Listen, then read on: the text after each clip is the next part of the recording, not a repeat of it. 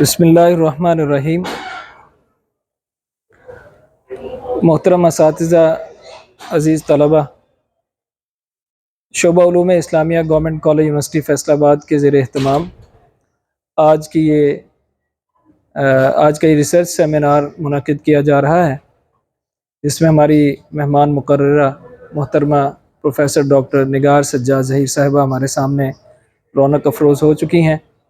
میں بلا تاخیر آج کے اس پروگرام کا آغاز کرنے کے لیے بی ایس علوم اسلامیہ کے طالب علم سید احسن کلیم کو دعوت دوں گا کہ وہ تشریف لائیں اور قرآن مجید کے آیات کی تلاوت سے اس پروگرام کا آغاز کریں۔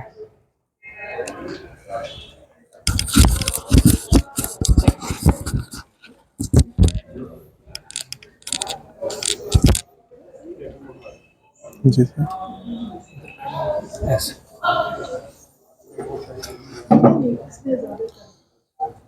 اعوذ باللہ من الشیطان الرجیم۔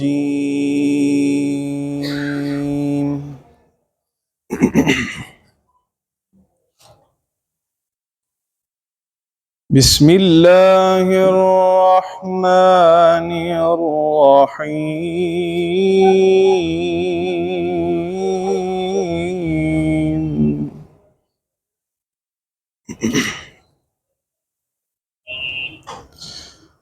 والتین والزیتون وطور سینین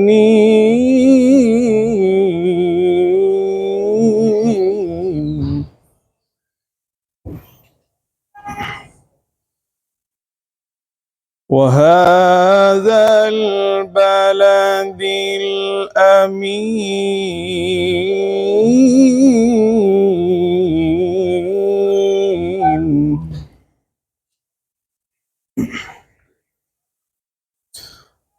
وهذا البلد الأمين لقد خلقنا الإنسان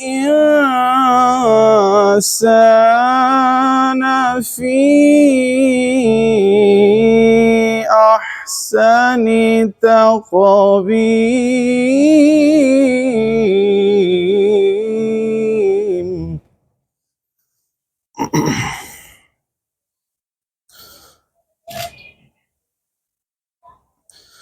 ثم رددناه أسفل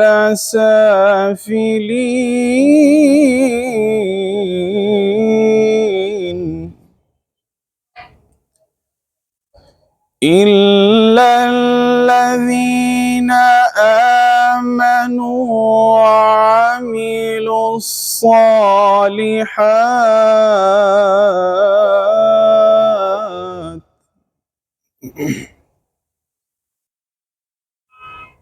إلا الذين آمنوا وعملوا الصالحات فلهم أجر غير ممنون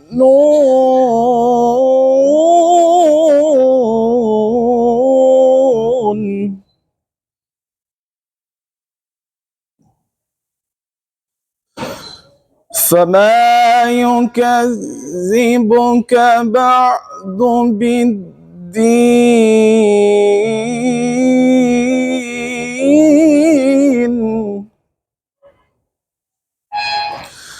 فما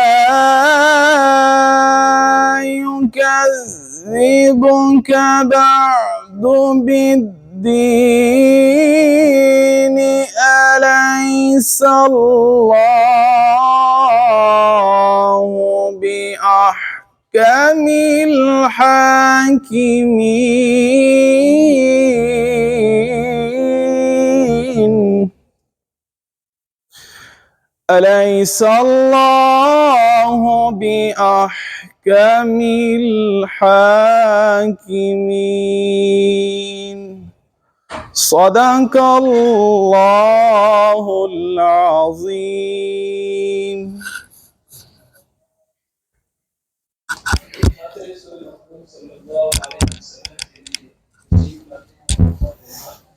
آپ کے سامنے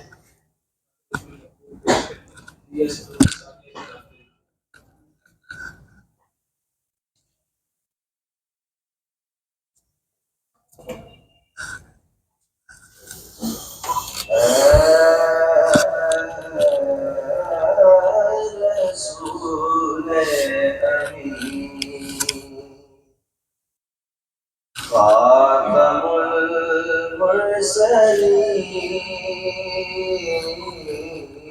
یا رسول امین خاتم المرسلین تجھ سا کوئی نہیں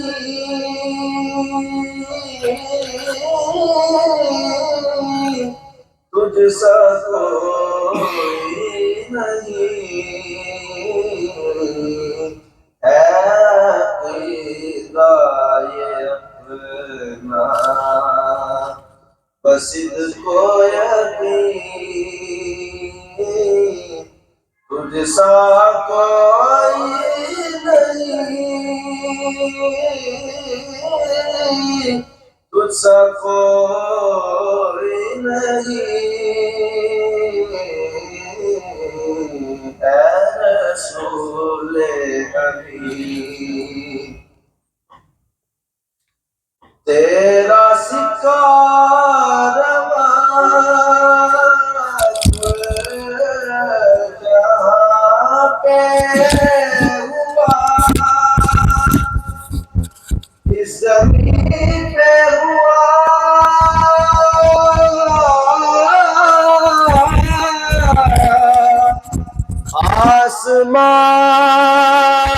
آسمان پہ ہوا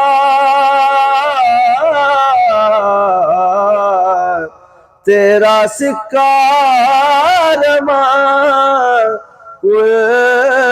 جہاں پہ ہوا اس زمین پہ ہوا آسمان پہ ہوا کیا عرب کیا عجم سب ہے زیر نگیں کیا عرب کیا عجم سب ہے زیر نگیں تجھ سا کوئی نہیں تجھ سا کوئی نہیں اے رسول امین بزم کونین پہلے سجائی گئی پھر تیری ذات منظر پہ لائی گئی بزم کونین پہلے سجائی گئی پھر تیری ذات منظر پہ لائی گئی سید الاولین سید الآخرین سید الاولین سید الآخرین تجھ سا کوئی نہیں تجھ سا کوئی نہیں اے رسول امین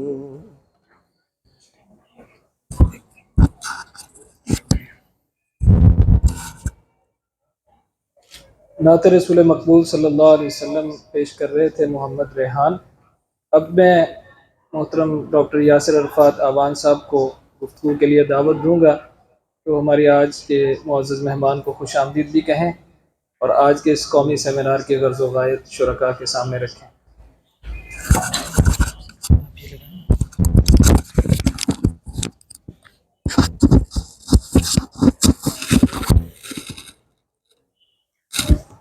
اعوذ باللہ من الشیطان الرجیم، بسم اللہ الرحمن الرحیم۔ میں سب سے پہلے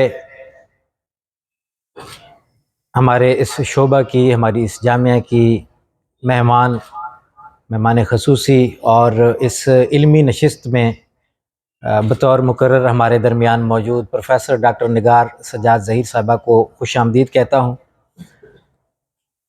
ڈاکٹر صاحبہ، ہمارا یہ شعبہ اور ہماری یہ جامعہ ایک شاندار اور جاندار روایت کے حامل ہے۔ 19ویں صدی میں اس ادارے کی بنیادیں پڑیں۔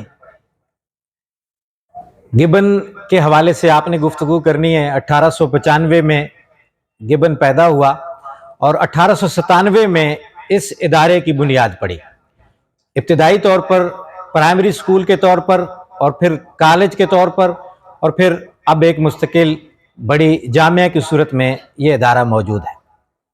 علوم اسلامیہ کی تدریس اس جامعہ میں 1955 اور 56 میں شروع ہوئی، اور 1982 میں شعبہ علوم اسلامیہ یہاں پر قائم ہوا۔ اس شعبہ میں اس وقت الحمدللہ 13 کے قریب فیکلٹی ممبرز ہیں، جن میں سے 10 پی ایچ ڈی ہولڈرز ہیں۔ ہمارے اس شعبہ نے 400 کے قریب ایم فل اسکالرز پروڈیوس کیے ہیں، اور 100 کے قریب پی ایچ ڈی اسکالرز ہمارے ہاں سے پی ایچ ڈی کی ڈگریز حاصل کر چکے ہیں۔ الحمدللہ علمی روایت کو آگے بڑھا اور اپنے تئیں اپنا حصہ اس میں ڈالنے میں ہم کوشاں ہیں، اور جب بھی فیصل آباد کی طرف یا فیصل آباد میں کوئی علمی شخصیت تشریف لاتی ہے تو ہماری یہ خواہش ہوتی ہے کہ ہم اپنے اس ادارے میں، اپنی اس جامعہ میں اور اس شعبہ میں ان کو بلائیں اور اپنے محقق طلبہ و طالبات کے درمیان بٹھائیں، تاکہ ان کے لیے تحقیق کے حوالے سے مختلف معلومات بھی سامنے آئیں اور تحقیق کے لیے نئے میادین کی نشاندہی بھی ہو۔ عزیز طلبہ و طالبات اور شرکائے مجلس، پروفیسر ڈاکٹر نگار سجاد ظہیر صاحبہ کراچی یونیورسٹی میں شعبہ اسلامی تاریخ کی صدر نشین رہی ہیں، اور اس یونیورسٹی میں ڈاکٹر صاحبہ کی خدمات شاندار اور قابل قدر ہیں۔ ڈاکٹر صاحبہ 2 درجن کے قریب کتابوں کی مصنفہ ہیں، اور ان کی بڑی اچھی بات جو مجھے زیادہ جس نے یعنی اٹریکٹ کرتی تھی، وہ ان کا ادبی پہلو بھی ہے۔ ڈاکٹر صاحبہ شعر بھی کہتی ہیں، شعری مجموعہ بھی چھپ چکا ہے، افسانے بھی ڈاکٹر صاحبہ کے چھپ چکے ہیں، اور اسلامی تاریخ ڈاکٹر صاحبہ نے اپنا مستقل موضوع بنایا، اور ان کی خوش قسمتی کہ ان کو ڈاکٹر علی محسن صدیقی صاحب جیسے بڑے اساتذہ میسر آئے، اور ڈاکٹر صاحبہ نے صابر صاحب اور علی محسن صدیقی صاحب جیسی شخصیات سے فیض پا کر اس روایت کو آگے بڑھایا، اور ابھی تک کوشاں ہیں اور اس کو بڑھا رہی ہیں۔ کرتاس کے نام سے ایک مستقل علمی ادارہ ہے جو کتابیں شائع کرتا ہے، اس ادارے سے 150 سے زائد کتابیں شائع ہو چکی ہیں، اور وہ مختلف اور متنوع موضوعات پر ہیں، اور محققین کے لیے، دلچسپی رکھنے والے اہل علم کے لیے ان میں بہت کچھ ہے۔ ڈاکٹر صاحبہ نے استشراقی بھی کام کیا ہے، اور گب کی کتاب ماڈرن ٹرینڈز ان اسلام کے نام سے اس کا ترجمہ کیا۔ میں یہاں موجود خاص طور پر اپنی فیمیل فیکلٹی اور جو بچیاں بیٹھی ہوئی ہیں ان کو یہ بتانا چاہتا ہوں، اپنی M Phil scholars, P H D کی اسکالرز، کہ ڈاکٹر صاحبہ ریٹائرمنٹ کے بعد بھی بہت زیادہ وقت دے رہی ہیں تحقیق کو۔ ڈاکٹر صاحبہ پنجاب یونیورسٹی میں ڈاکٹر بشیر الدین صدیقی صاحب تھے، سربراہ رہے، بڑا نام ہے، تو وہ کہتے تھے کہ ریٹائرڈ کا مطلب میرے نزدیک ہے ریٹائرڈ، یعنی نئے ٹائر لگ جانا، دوبارہ سے یعنی نئے ٹائر لگ گئے ہیں اور میں اس پر کام کر رہا ہوں، یا ہمیں کام کرنا چاہیے۔ تو ڈاکٹر صاحبہ بھی اس اپروچ کی حامل ہیں کہ جو ہے وہ ہمیں یہ نہیں کہ ریٹائرمنٹ کے بعد بس بیٹھ جانا چاہیے، بلکہ علمی روایت میں اپنا حصہ ڈالنا چاہیے, پڑھتے رہنا چاہیے, اور اس میں پڑھنے کے بعد علمی روایت میں جو آپ حصہ ڈال سکتے ہیں وہ آپ حصہ ڈالیں. تو ڈاکٹر صاحبہ اس شاندار علمی روایت کو جو انہیں ملی علی محسن صدیقی صاحب جیسے اساتذہ سے, اس کو برقرار رکھے ہوئے ہیں, اور مختلف میادین میں علم کی علمی کاوشیں ہمارے سامنے منظر عام پر آتی رہتی ہیں. گب بہت معروف مستشرق ہے, ڈاکٹر صاحبہ اس حوالے سے گفتگو کریں گی اور اس حوالے سے آپ کے سامنے رکھیں گی مستشرقین کے اسالیب اور رجحانات میں. اس طرح کے جو بڑے مستشرقین ہیں وہ مستقل ایک درجے میں اسکول آف تھاٹ کی حیثیت اختیار کر جاتے ہیں, جیسے ہم گولڈزیر کو جانتے ہیں, جوزف شاخ کو جانتے ہیں. ڈاکٹر صاحب ہم نے ریسنٹلی قرآن اور مستشرقین پہ ایک پروگرام کروایا جس میں عبدالرحیم کدوائی صاحب نے انڈیا سے ہمیں جوائن کیا, اور بڑا زبردست ان کا لیکچر, ہم نے اس کو شیئر بھی کیا, فیس بک اس پہ یوٹیوب پہ اپلوڈ بھی کیا. بڑے پیمانے پہ لوگوں نے اس کو دیکھا اور اس سے استفادہ کیا. پھر ہم نے حدیث اور استشراق کے حوالے سے ایک نشست رکھی جس میں ڈاکٹر عالم خان جو ترکی میں رہے اور جون بول کے نام سے ایک مستشرق ہے, اس پر ان کا پی ایچ ڈی کا مقالہ ہے جو بہت عمدہ کام ہے اور وہ چھپ بھی چکا ہے. تو نشست بھی بڑی زبردست رہی. اور آج ڈاکٹر صاحبہ ہمارے درمیان موجود ہیں. سیرت بھی ڈاکٹر صاحبہ کا موضوع ہے, تاریخ, اسلامی تاریخ تو مستقل ان کا موضوع ہے, اور استشراق کے حوالے سے بھی ڈاکٹر صاحبہ کی جو کاوشیں ہیں وہ قابل قدر ہیں.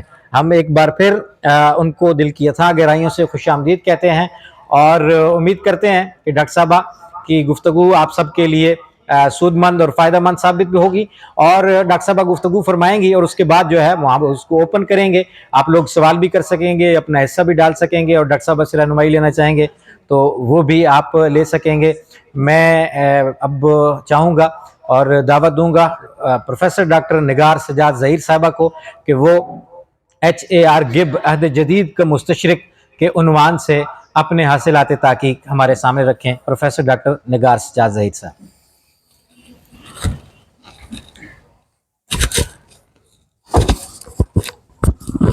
بسم اللہ الرحمن الرحیم.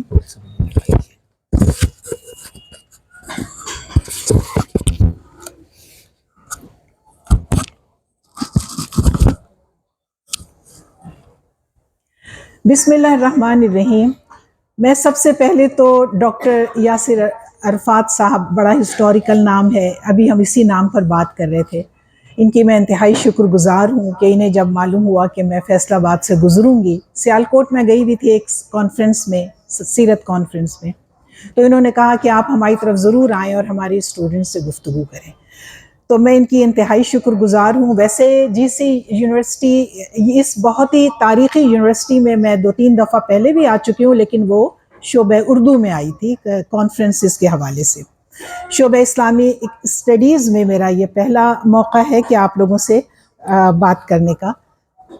جو موضوع ہے میرا گب کے اوپر, کوئی بھی مستشرق ہو, یعنی وہ گب ہے یا کوئی بھی مستشرق ہے, گولڈزیر ہے, شاخت ہے, ان کے اوپر جو عصری تحریکوں کے اثرات پڑتے ہیں انہیں بھی آپ کو اپنی اسٹڈی میں رکھنا پڑے گا.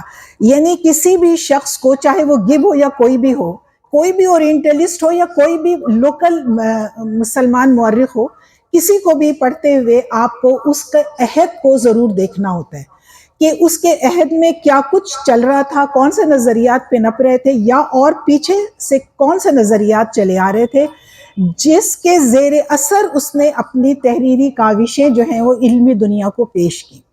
تو جب میں نے گب کے اوپر لکھنا شروع کیا تو میں نے محسوس کیا کہ یہ بات تو وہ کہہ رہا ہے جو اس سے پہلے ڈارون کہہ چکا ہے, یا اس سے متاثر محسوس ہو رہا ہے. یہ بات تو وہ کہہ رہا ہے جو اس سے پہلے نولدکی کہہ چکا ہے, اور کس بنیاد پہ کہہ چکا ہے. تو پھر گب کے مطالعے کو ایک طرف رکھا, اور پہلے ہم نے یہ دیکھنا چاہا کہ تھرو سینچریز کون سے نظریات, کون سے آئیڈیاز تھے جنہوں نے اس وقت کے مستشرقین کے اوپر اپنے اثرات مرتب کیے. تو ڈاکٹر صاحب میرے پاس وقت کتنا ہے تاکہ میں اس حساب سے چلوں؟ 25 منٹ, آدھا گھنٹہ؟ اچھا, چونکہ میرے پاس آدھا گھنٹہ ہے تو میں ایسا کرتی ہوں کہ بالکل پیچھے کی جو بات ہے یعنی نظریات وہ بالکل میں مختصراً لے کے چلتی ہوں تاکہ ہم 15 منٹ میں گپ کے اوپر آ جائیں. اگر ہم انتہائی اختصار کے ساتھ دیکھیں، ایک چیز ضرور ہے، جب بھی آپ کوئی بھی مطالعہ کرتے ہیں، چاہے وہ اورینٹلزم کا ہو یا کسی بھی تو اس میں کہیں پر زمانی ترتیب آپ کو دینی پڑتی ہے، کہیں مکانی ترتیب آپ کو دینی پڑتی ہے، اس کو تفہیم کے لیے، سمجھنے کے لیے اس کو ادوار میں تقسیم کرنا پڑتا ہے. تو ہم اپنی بات، چونکہ ہم اس کو ایک ماڈرن اورینٹلسٹ سمجھتے ہیں گپ کو، لہٰذا ہم قدیم اور جدید میں بھی تھوڑا سا فرق کریں گے. جو ہمارے قدیم مستشرقین ہیں جن کا زمانہ 8ویں صدی عیسوی سے شروع ہو جاتا ہے، تو اس کے اندر جو پہلا مستشرق ہمارے سامنے آتا ہے جان دمشقی، یا اس کے بعد پرتھیوسوفین. ان لوگوں نے جو کتابیں لکھ دی، جو بھی لکھ دی، اور ان کے جو بھی ماخذ تھے، جن بھی سورسز کی بنیاد پر انہوں نے لکھ دی، وہ آگے کے مستشرقین کے سورسز بنے، وہ آگے کے مستشرقین کی ماخذ بنے. اور انہوں نے اسلام کا اس کی اسٹڈی اور رسول اللہ صلی اللہ علیہ وسلم کی پرسنالٹی کو بہت زیادہ تعصب کے ساتھ اور بہت زیادہ منفی انداز میں دیکھا تھا. ٹھیک ہے، اب یہی چیز جو ہے وہ آگے چل رہی ہے. 13ویں صدی تک، یعنی 8ویں سے لے کر کے 13ویں 14ویں صدی تک استشراق انہی اصولوں پر اور انہی ماخذ کے اوپر مبنی تھا، اور اہل مغرب رسول اکرم صلی اللہ علیہ وسلم کو بدستور معاذ اللہ ثم معاذ اللہ جھوٹا، بہروپیہ، فالس، یعنی جھوٹے نبی، اور نعوذ باللہ شیطان کا چیلا تک بھی کہتے رہے ہیں. اور وہ ہمارے مستشرقین نے آگے کے 13ویں صدی تک بھی یہی صورتحال رہی ہے. اس کے بعد صلیبی جنگوں کا زمانہ آتا ہے. صلیبی جنگیں چلی ہیں 500 سال تک. پہلی صلیبی جنگ ہوئی ہے 1099 میں، اور دوسری صلیبی جنگ ہوئی ہے سقوط غرناطہ سے تھوڑا پہلے، ختم ہوئی ہے 10ویں اور آخری 1464 میں. تو یہ تقریباً 500 سال کا زمانہ بنتا ہے. اس زمانے میں یورپ کے اندر مطالعہ اسلام کے حوالے سے جو لٹریچر لکھا گیا، اس میں صلیبی جنگوں کی شکست کا سارا غصہ اور سارا تعصب چھپا ہوا تھا. اب یہ کہ ہم ایک دو مثالیں آپ کو دیں گے کیونکہ زیادہ وقت نہیں ہے. تو مثال کے طور پر آپ اس میں دانتے کو دیکھ لیجئے، بڑا مشہور شاعر ہے، علامہ اقبال نے بھی اس کے اوپر حوالے سے بہت کچھ لکھا ہے. ڈیوائن کامیڈی اس کی جو کتاب ہے، جو رسول اکرم صلی اللہ علیہ وسلم کے واقع معراج کے بنیاد پر جو اس نے لکھی تھی. تو اس نے بھی، اٹلی کا بڑا معروف شاعر تھا، اور ہم یہ کہہ سکتے ہیں کہ جو نشأت ثانیہ کی لہریں اٹھ رہی تھیں اس میں دانتے کا بھی بہرحال ایک، یا آپ یوں کہہ سکتے ہیں کہ مڈل ایجز کے اندر اور رینیساں کے درمیان جو ایک برج کا کام کیا ہے وہ دانتے نے کیا ہے.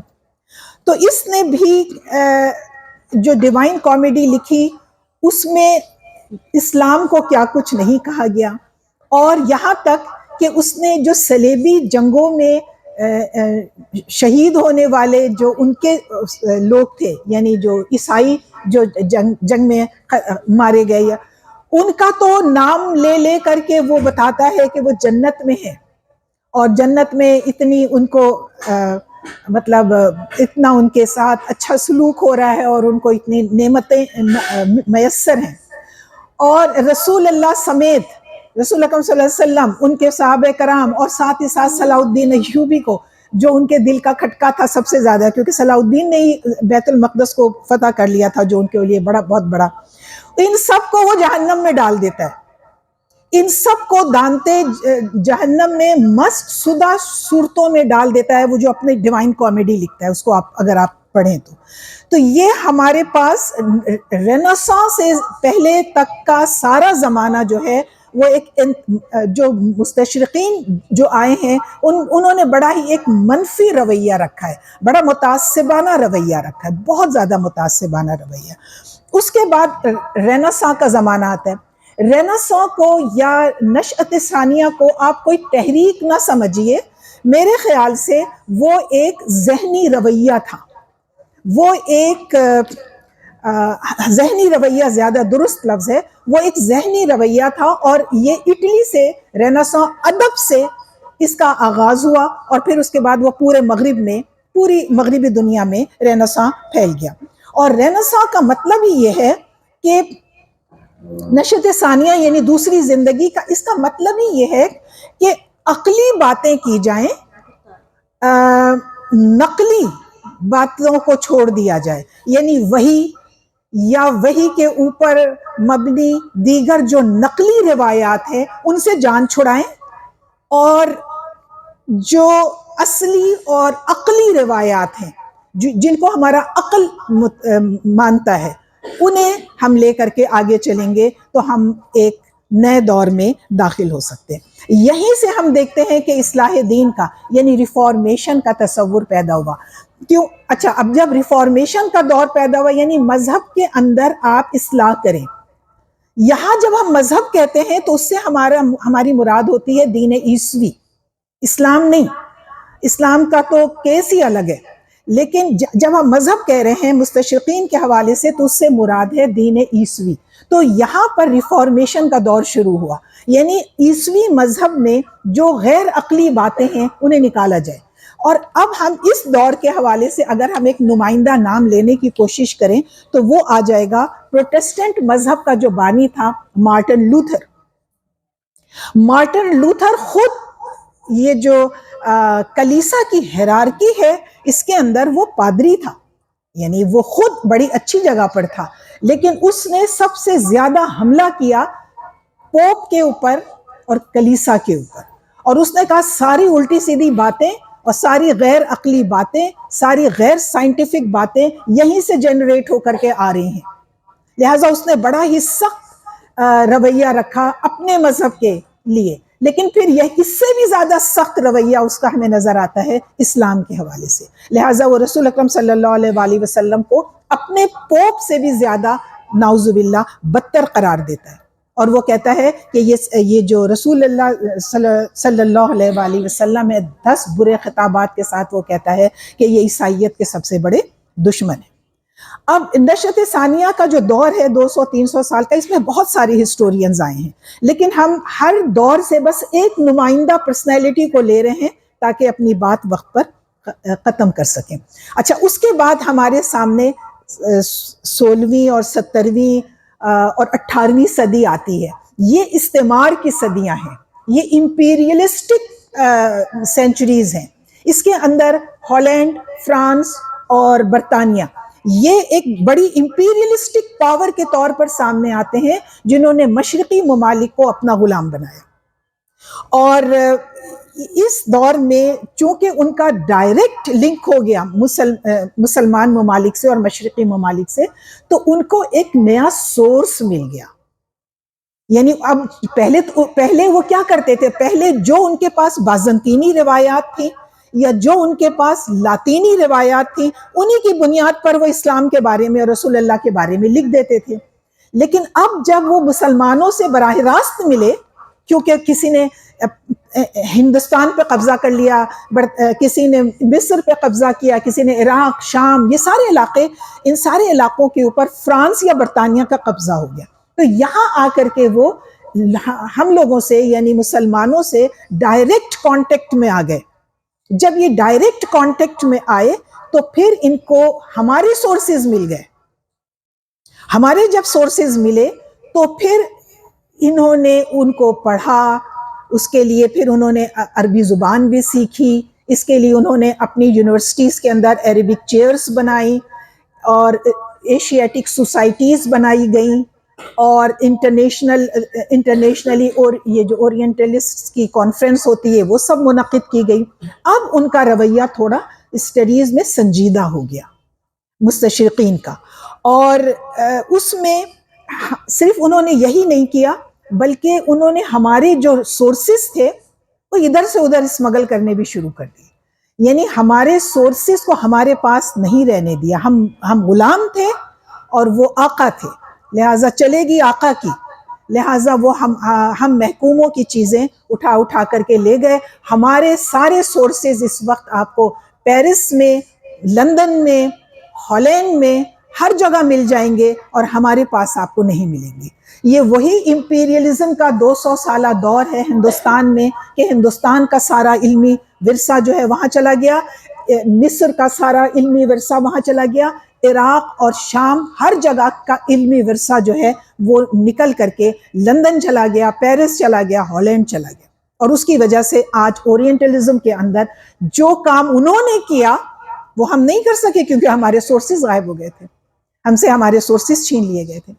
اچھا، اب اس میں ایک 17ویں صدی میں ہی، یعنی جو امپیریلسٹ دور چل رہا ہے، اسی میں ایک بڑی زبردست تحریک چلی، انلائٹنمنٹ موومنٹ، یعنی روشن خیالی کی تحریک چلی ان کے اندر یورپ میں. اور اس دور کو اگر ہم چاہیں تو 1620 سے لے کر کے 1780 تک محدود کر سکتے ہیں.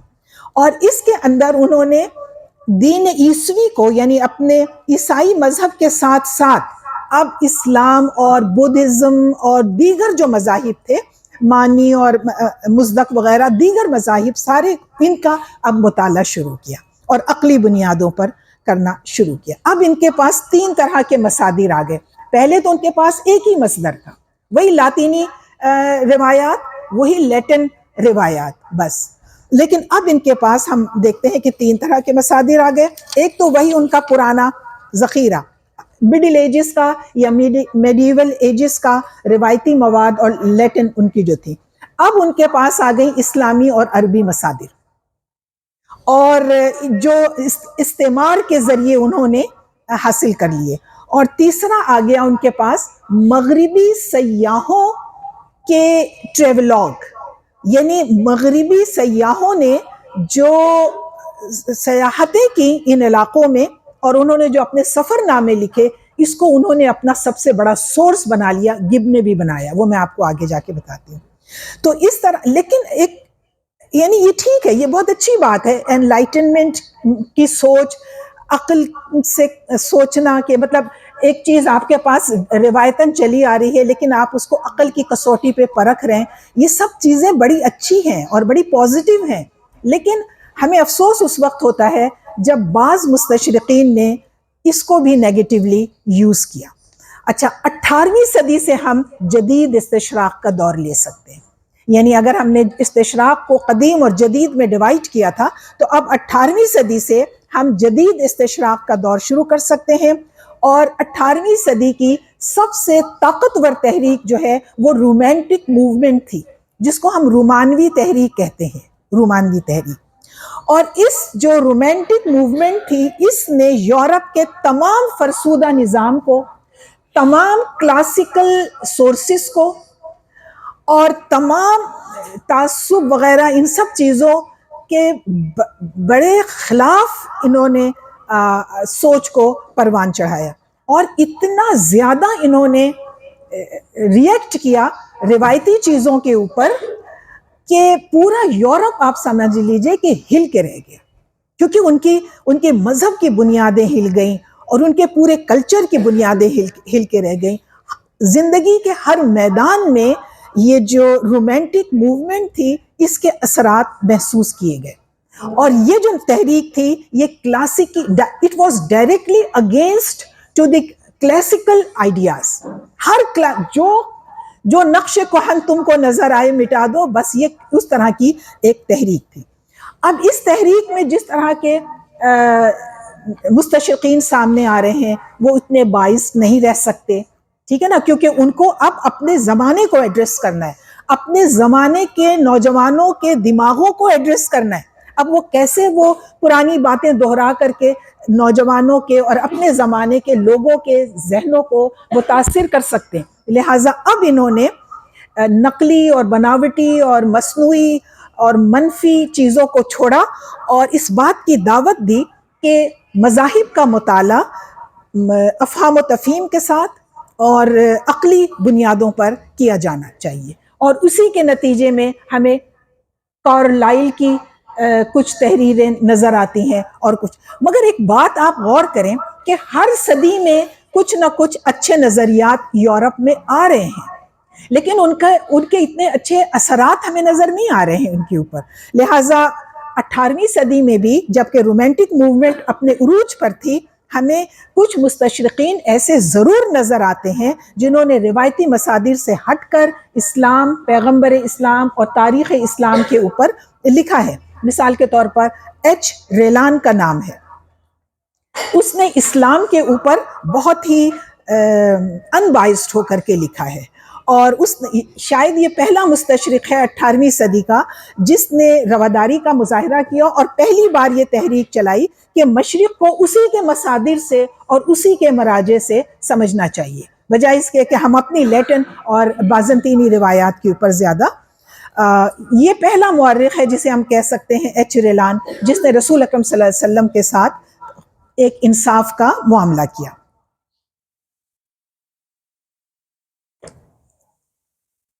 لیکن اچھا، اب ایڈورڈ گبن ہے. ایڈورڈ گبن جو ہے، جس کا انتقال ہوتا ہے 1794 میں، زوال روما کے اوپر اس نے بہترین کتاب لکھی ہے، fall and decline of the Roman empire. اور لیکن اسی کتاب کے 50ویں باب میں رسول اکرم صلی اللہ علیہ وسلم کو وہ بھی نبی کاذب کہتا ہے، امپوسٹر کہتا ہے، اور وہ کہتا ہے کہ پھر یہ بھی بدتمیزی کی یہ بات بھی اس نے لکھی ہے کہ محمد صلی اللہ علیہ وسلم آخری ایام میں لالچ اور جاہ طلبی اور بلحوثی میں مبتلا ہو گئے تھے، اور ان کا جو مذہب پھیلا ہے یعنی اسلام، وہ بھی اسی فراڈ، اسی ظلم اور اسی ناانصافی کی وجہ سے پھیلا ہے اور تلوار کی وجہ سے پھیلا ہے. ایک جگہ گبن نے اسلام کی تعریف ضرور کی ہے، لہٰذا ہمارے جو مسلمان مورخین ہیں وہ اس کو تو لے لیتے ہیں، وہ 2 سینٹنسز جو ہیں وہ تو لے لیتے ہیں گبن کے، لیکن یہ نہیں دیکھتے کہ کیونکہ 4 والیوم کون پڑھے گا، تو ذرا آگے بڑھیں تو 50ویں چیپٹر میں وہ رسول اکرم صلی اللہ علیہ وسلم کو بہت کچھ کہتا ہے. پھر 18ویں صدی کی، یعنی دیکھیں رومانٹک موومنٹ چل رہی ہے، انلائٹنمنٹ موومنٹ کے اثرات ہونے چاہیے، یہ سب کچھ ہونے کے باوجود عقل پرستی کا زمانہ آ چکا ہے، جدید دور شروع ہو چکا ہے. لیکن ابھی بھی 18ویں صدی میں ایسے مستشرقین ہمیں ملتے ہیں جن کا تعصب سے پیچھا نہیں چھوٹ سکا. ایک والٹیئر ہے جس کا انقلاب فرانس میں بڑا نام ہے، اور والٹیئر کا انتقال ہوتا ہے 1778 میں. اس کا یہ ڈراما بھی لکھا کرتا تھا. اس نے جو ڈرامے لکھے ہیں اس میں اسلام کے خلاف وہی نفرت اور حقارت ہمیں نظر آتی ہے جو مڈل ایجز کے اندر نظر آتی تھی. حالانکہ اتنی تحریکیں آ چکی ہیں اور عقل پرستی کا دور شروع ہو چکا ہے، جدید دور رینیسانس کے بعد کا شروع ہو چکا ہے، اس کے باوجود بعض مستشرقین اپنے اس حقارت اور نفرت کے اظہار سے پیچھا نہیں چھڑا سکے. لہٰذا والٹیئر بھی رسول اکرم صلی اللہ علیہ وسلم کو امپوسٹر کہتا ہے، نبی کاذب کہتا ہے، اور مسلمانوں کو وحشی اور وحشی درندے کہتا ہے، اور اسلام کو ایک فالس ریلیجن کہتا ہے، ایک فاسد مذہب کہتا ہے. اور اس نے اب یہ جو سارے لوگ تھے، مستشرقین تھے، ان کے جو کتابیں تھیں اور ان کے جو اثرات تھے پھر وہ ان کے بعد کی صدیوں میں بھی منتقل ہوئے. لہٰذا ارنسٹ رینان جو 19ویں صدی کا کے آخر میں جس کا انتقال ہوتا ہے، 1892 میں اس کا انتقال ہوا ہے، بالکل 19 سینچری کے بھی آخر کا مستشرق ہے، لیکن وہ بھی یہ اسلام کو اسلام کو ایک ایسا مذہب قرار دیتا ہے جو عقل کا دشمن ہے اور لا علاج ہے، مطلب یہ مرض، یعنی انکیوریبل اینیمی آف ریزن، عقل کا بدترین دشمن کیا؟ اسلام. اور یہ اب آپ دیکھیں نظریات 19ویں صدی میں بھی آ گئے ہیں، حالانکہ کتنی باتیں ہو رہی ہیں اب عقل کی، سمجھ کی، شعور کی، معروضیت کی، آبجیکٹیوٹی کی، تو کچھ اچھے نام بھی ہمارے سامنے آ جاتے ہیں اور کچھ ایسے نام بھی، کارلائل کا نام ہمارے سامنے آتا ہے، لیکن کچھ ایسے نام بھی ہمارے سامنے آ جاتے ہیں. اچھا، اب 19ویں صدی میں ہم آگے ہیں. 19ویں صدی میں تو آپ یوں سمجھ لیں کہ یہ نظریات کی صدی ہے، یعنی میں تو اس کو نظریات کی صدی کہتی ہوں. 19ویں صدی عیسوی، اس میں ہر روز ایک نظریہ آ جاتا تھا، ہر روز ایک نظریہ آ جاتا تھا، وہ اسی دن دفن بھی ہو جاتا تھا یا کچھ مہینے چلتا تھا. بعض نظریات اتنے زبردست ہوتے تھے کہ وہ صدیاں کھینچ لیتے تھے. اور اس کی وجہ شاید یہ ہو، آپ لوگ یونیورسٹی کے اسٹوڈنٹ ہیں، آپ لوگ بھی پی ایچ ڈی کر رہے ہیں اور ایم فل کر رہے ہیں اور سب کچھ، آپ کے اساتذہ بھی شاید یہ ڈیمانڈ کرتے ہوں آپ سے کہ آپ تھیسس جب لکھیں تو اس میں کوئی نئی بات ہونی چاہیے، یا تو پرانے حقائق پر آپ نئی طرح سے روشنی ڈالیں، نئے سورسز کے حوالے سے روشنی ڈالیں. یا تو آپ یہ کام کریں اپنے تھیسس کے اندر، اور یا پھر ایک کوئی نیا نظریہ دے دیں تو وہ زیادہ اچھی بات ہوگی. تو یہ چیز اس وقت 19ویں صدی میں یورپ کی یونیورسٹیز میں اس پر اتنا ایمفیسس کیا جاتا تھا کہ کوئی بھی نظریہ آپ لے کر آئیں، چاہے وہ کتنا لولا لنگڑا نظریہ ہی کیوں نہ ہو، چاہے وہ کتنا ان ایکسیپٹیبل نظریہ ہی کیوں نہ ہو، لیکن آپ سوچیں، کوئی نئی بات نکالیں اور وہ نئی بات پیش کریں. لہٰذا 19ویں صدی جو ہے وہ مجھے نظریات کی صدی لگتی ہے. اور کچھ جو بڑے نظریات سامنے آئے ان کے اندر دیکھیے انفرادیت پسندی یعنی انڈیویژولزم، پھر عملیت پسند، مثالیت پسندی یعنی آئیڈیلزم، اور نامیت پسندی یعنی آرگنزم، یہ نظریات اسی زمانے میں آئے. پازیٹیوزم کا نظریہ یعنی ثبوتیت کا نظریہ 19ویں صدی میں آیا، آگسٹ کامٹے نے پیش کیا تھا. تاریخ پرستی کا نظریہ 19ویں صدی میں آیا. یوٹیلیٹیرینزم کا نظریہ، افادیت پرستی یعنی جو چیز مفید ہے اسے زندہ رہنا چاہیے، جو چیز مفید نہیں ہے وہ اسے کھڈے لائن لگا دیں، تو وہ بھی اسی میں آیا. پھر لبرل تھاٹ، وہ بھی فری تھاٹ اور لبرل تھاٹ، وہ بھی 19ویں صدی میں ہی آزاد خیالی کا نظریہ بھی آیا.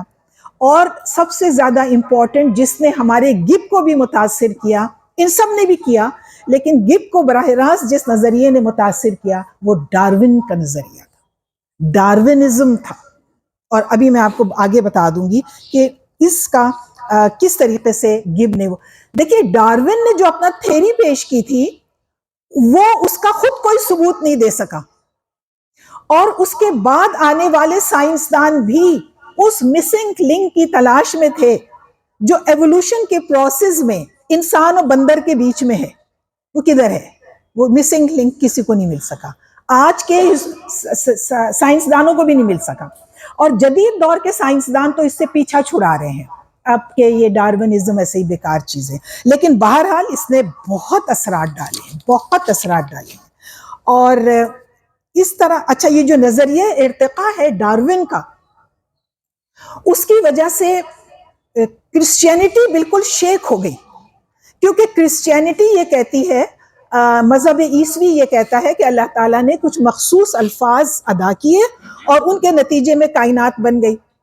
ڈارون یہ کہتا ہے کہ یہ کائنات ہزاروں سال کی ایوولوشن کے پروسیس کی وجہ سے بنی ہے، اور اس کے اندر انسان بھی ایک پروسیس آف ایوولوشن سے گزر کے آ کر کے بنا ہے. ٹھیک ہو گیا؟ تو اب مذہب عیسوی جس میں یہ کہا جا رہا ہے کہ اللہ تعالیٰ نے کچھ الفاظ کہے اور دنیا کائنات جو ہے وہ بن گئی، اب آپ اسے کہاں رکھیں گے؟ تو سارے پوپ، سارا کلیسا وہ ہل کے رہ گیا ڈارون کی اس تھیری کی وجہ سے. اچھا 19ویں صدی میں ایک تو یہ ہوا، یہ بہت سارے ازمس آئے، بہت سارے ازمس آئے، نظریات آئے. ٹھیک ہو گیا؟ اور دوسرا جو کام ہوا ہے وہ یہ ہوا ہے کہ چونکہ یہ استعماری صدی تھی، امریکہ تو ابھی پالیٹکس، انٹرنیشنل پالیٹکس میں ابھی امریکہ نہیں آیا تھا، برطانیہ اور فرانس اس وقت کی سپر پاور تھے، اور ہالینڈ بہت آگے تھا. تو یہ لوگ جو تھے یہ چونکہ مشرقی ممالک کے اوپر قابض ہو گئے تھے نا، تو یہاں کے لوگوں کو سمجھنا اب ان کی ضرورت تھی، یعنی یہ ان کی سیاسی ضرورت تھی کہ وہ جن لوگوں کو رول کر رہے ہیں ان کی سیاست کو سمجھیں، ان کے مذہب کو سمجھیں، ان کے ادب کو سمجھیں، اور ان کے آپس کی ویکنیسز کو سمجھیں، بلکہ ویکنیسز کو زیادہ سمجھیں تاکہ ڈیوائیڈ اینڈ رول کے کام آسانی کے ساتھ وہ کر سکیں. لہٰذا آپ دیکھیے جو برٹشرز آئے تھے ہندوستان میں، انہوں نے اتنا کام کیا ہے کہ ہم نے نہیں کیا. کیوں؟ کیونکہ ان کی یہ سامراجی ضرورت تھی. وہ یہاں پر رہ اس طرح سے سکتے تھے کہ وہ مقامی لوگوں کی زبان سمجھ لیں، مقامی لوگوں کے رسم و رواج سمجھ لیں تاکہ ان کے تھوڑے قریب آ سکیں، ان کی ویکنیسز سمجھ لیں تاکہ انہیں لڑا سکیں. یہ ساری چیز اب ان کی پولیٹیکل نیڈ بن گئی تھی. لہٰذا ہم دیکھتے ہیں کہ استعماری صدیوں میں بھی علم استشراق کو بہت زیادہ عروج حاصل ہوا. اب ہم آ جاتے ہیں گب کی طرف. گب جو ہے ان کا میں 10 منٹ میرے پاس ہیں تو میں فی الحال یہ چھوڑ دیتی ہوں کہ گب کہاں پیدا ہوئے کیا ہوا، مگر نہیں ضروری ہے، وہ اسکندریہ میں پیدا ہوئے تھے، اور اسکندریہ جو ہے وہ مصر کا بڑا خوبصورت شہر ہے. میں گھوم پھر کر کے آئی ہوں، اور میرا خیال ہے کہ دنیا میں دو بڑے خوبصورت، ہمارے مشرق میں یا افریقہ میں دو بڑے خوبصورت شہر ہیں، ایک اسکندریہ مصر کا، اور دوسرا کانسٹنٹینوپل قسطنطنیہ یا استنبول ترکی کا. میں نے اتنے خوبصورت اور اتنے قدیم اور جدید کے امتزاج والے، مجھے یہ یونیورسٹی بھی اسی لیے پسند آ رہی ہے بہت زیادہ. آپ دیکھیں اس میں قدیم اور جدید کتنی خوبصورتی کے ساتھ اس کا امتزاج ہے. تو یہ اب آپ دیکھیں اب اس میں کیا ہے، اس میں ہماری بھی ایک تھوڑی سی مائنڈ سیٹ ہے روایت پسندی والا نا، تو وہ روایت پسندی اور جدت ہمیں دونوں چیزیں آپ کی یونیورسٹی ساتھ لے کر چل رہی ہے. اچھا، اب یہ جو 20ویں صدی آ گئی، 19ویں صدی کو ہم نے دیکھا کہ نظریات کی صدی تھی. 20ویں صدی میں جب ہم آ گئے، اور جب دنیا کا مطالبہ مستشرقین سے یہ ہوا کہ بھئی آپ اسلام کا بھی اسی طریقے سے مطالعہ کریں نا، عقل سے، کھلے دماغ کے ساتھ وغیرہ وغیرہ، تو اگر وہ اس طرح سے اسلام کا مطالعہ کرتے تو یا تو وہ مسلمان ہی ہو جاتے، جیسے کہ بہت سے ہوئے مسلمان ہی ہو جاتے، اور یا پھر ان کے پاس چارہ نہ ہوتا کہ وہ اسلام کو ایک ڈیوائن ریلیجن مانتے، جبکہ وہ نہیں ماننا چاہتے تھے. تو پھر کیا کرنا چاہیے تھا انہیں؟ پھر انہوں نے یہ کیا کہ یہ جو آتھینٹک ہمارے سورسز تھے ان کے اوپر انہوں نے ضرب لگائی. قرآن کے بارے میں یہ کہا گیا، اب یہ ساری چیزیں میں گب کے حوالے سے کر رہی ہوں. قرآن کے بارے میں یہ کہا گیا کہ محمد صلی اللہ علیہ وسلم کی تصنیف ہے.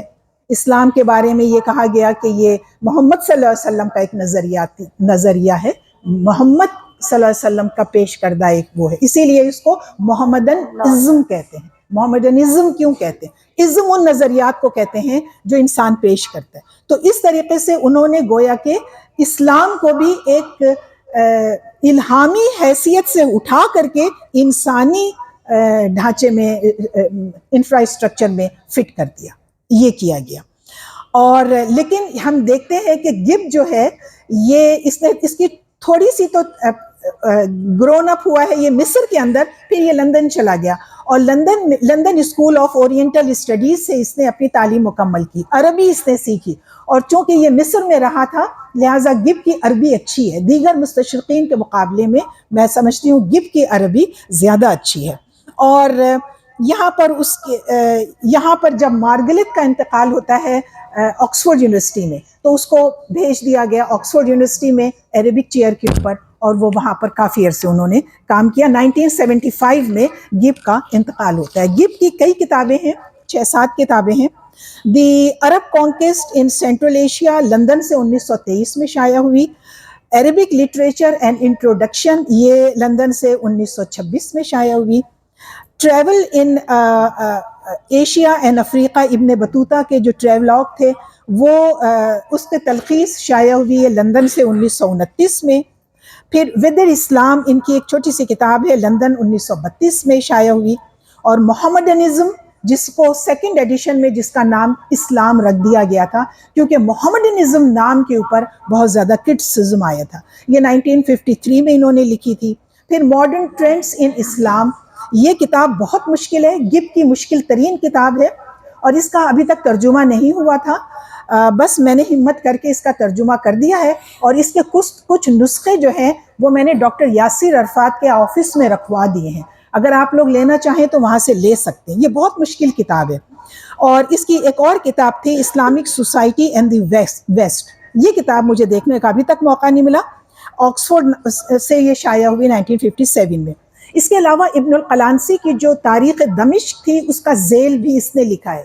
اس نے بہت سارے آرٹیکلز لکھے ہیں، وہ آرٹیکلز جو ہیں وہ ایک کتاب کے اندر کمپائل ہو چکے ہیں، studies on the civilization of Islam, بہت اچھی کتاب ہے. اس کے اندر ایک آرٹیکل صلاح الدین ایوبی پر بھی ہے. دیکھیے اس نے یہ جاننا چاہا تھا کہ آخر صلیبی جنگوں میں ہمیں شکست کیوں ہوئی، ہماری تو متحدہ فوج تھی، یعنی اس میں تو یورپ کی متحدہ آرمی تھی نا جو آ کر کے مسلمانوں سے لڑی تھی، اور اس طرف اکیلا صلاح الدین ایوبی تھا اور اس کا لشکر تھا. تو یہ کیسے ہو گیا، یہ کیا مطلب کیسے ایسا ہو گیا کہ بیت المقدس ہمارے ہاتھ سے نکل گیا، فلاں شہر ہمارے ہاتھ سے نکل گیا اور فلاں شہر ہمارے ہاتھ سے نکل گیا. تو اس کی کازز کو جاننے کے لیے انہوں نے بڑا ان ڈیپتھ اسٹڈی کی ہے. اور یہ بھی جو اس نے صلاح الدین کے اوپر آرٹیکل لکھا ہے بہت بڑا، اس میں بہت تعریف کرتا ہے. یہ ماننا پڑے گا. دیکھیے گب نے اسلام مسلمان پرسنالٹیز کو جو اسٹڈی کیا ہے وہ بڑی دیانتداری سے کیا ہے. ہم اس کو ایکسیپٹ کرتے ہیں اور ہم اس کو مانتے ہیں کہ، لیکن جب وہ قرآن پر آتا ہے اور محمد صلی اللہ علیہ وآلہ وسلم پر آتا ہے تو بس وہاں وہ اپنی استشراقیت دکھا دیتا ہے. اور ادروائز اس کی اسٹڈیز بہت اچھی ہیں گب کی. اب میرے پاس 5 منٹ اور ہیں. میں ایسا کرتی ہوں کہ 2 بجے تک آپ اپنی نہیں میں 10 منٹ کر لیتی ہوں تاکہ 10 منٹ بچوں کو گفتگو. اچھا، اس کی 2-3 کتابیں ایسی ہیں جو آپ لوگ دیکھ سکتے ہیں، یعنی دیکھی ہوں گی، آپ کی لائبریری میں ہوں گی یا آج کل دیکھ لیں گے، تو ان کے اوپر میں بات کر لیتی ہوں. اس میں گب کی ایک کتاب ہے عربک لٹریچر.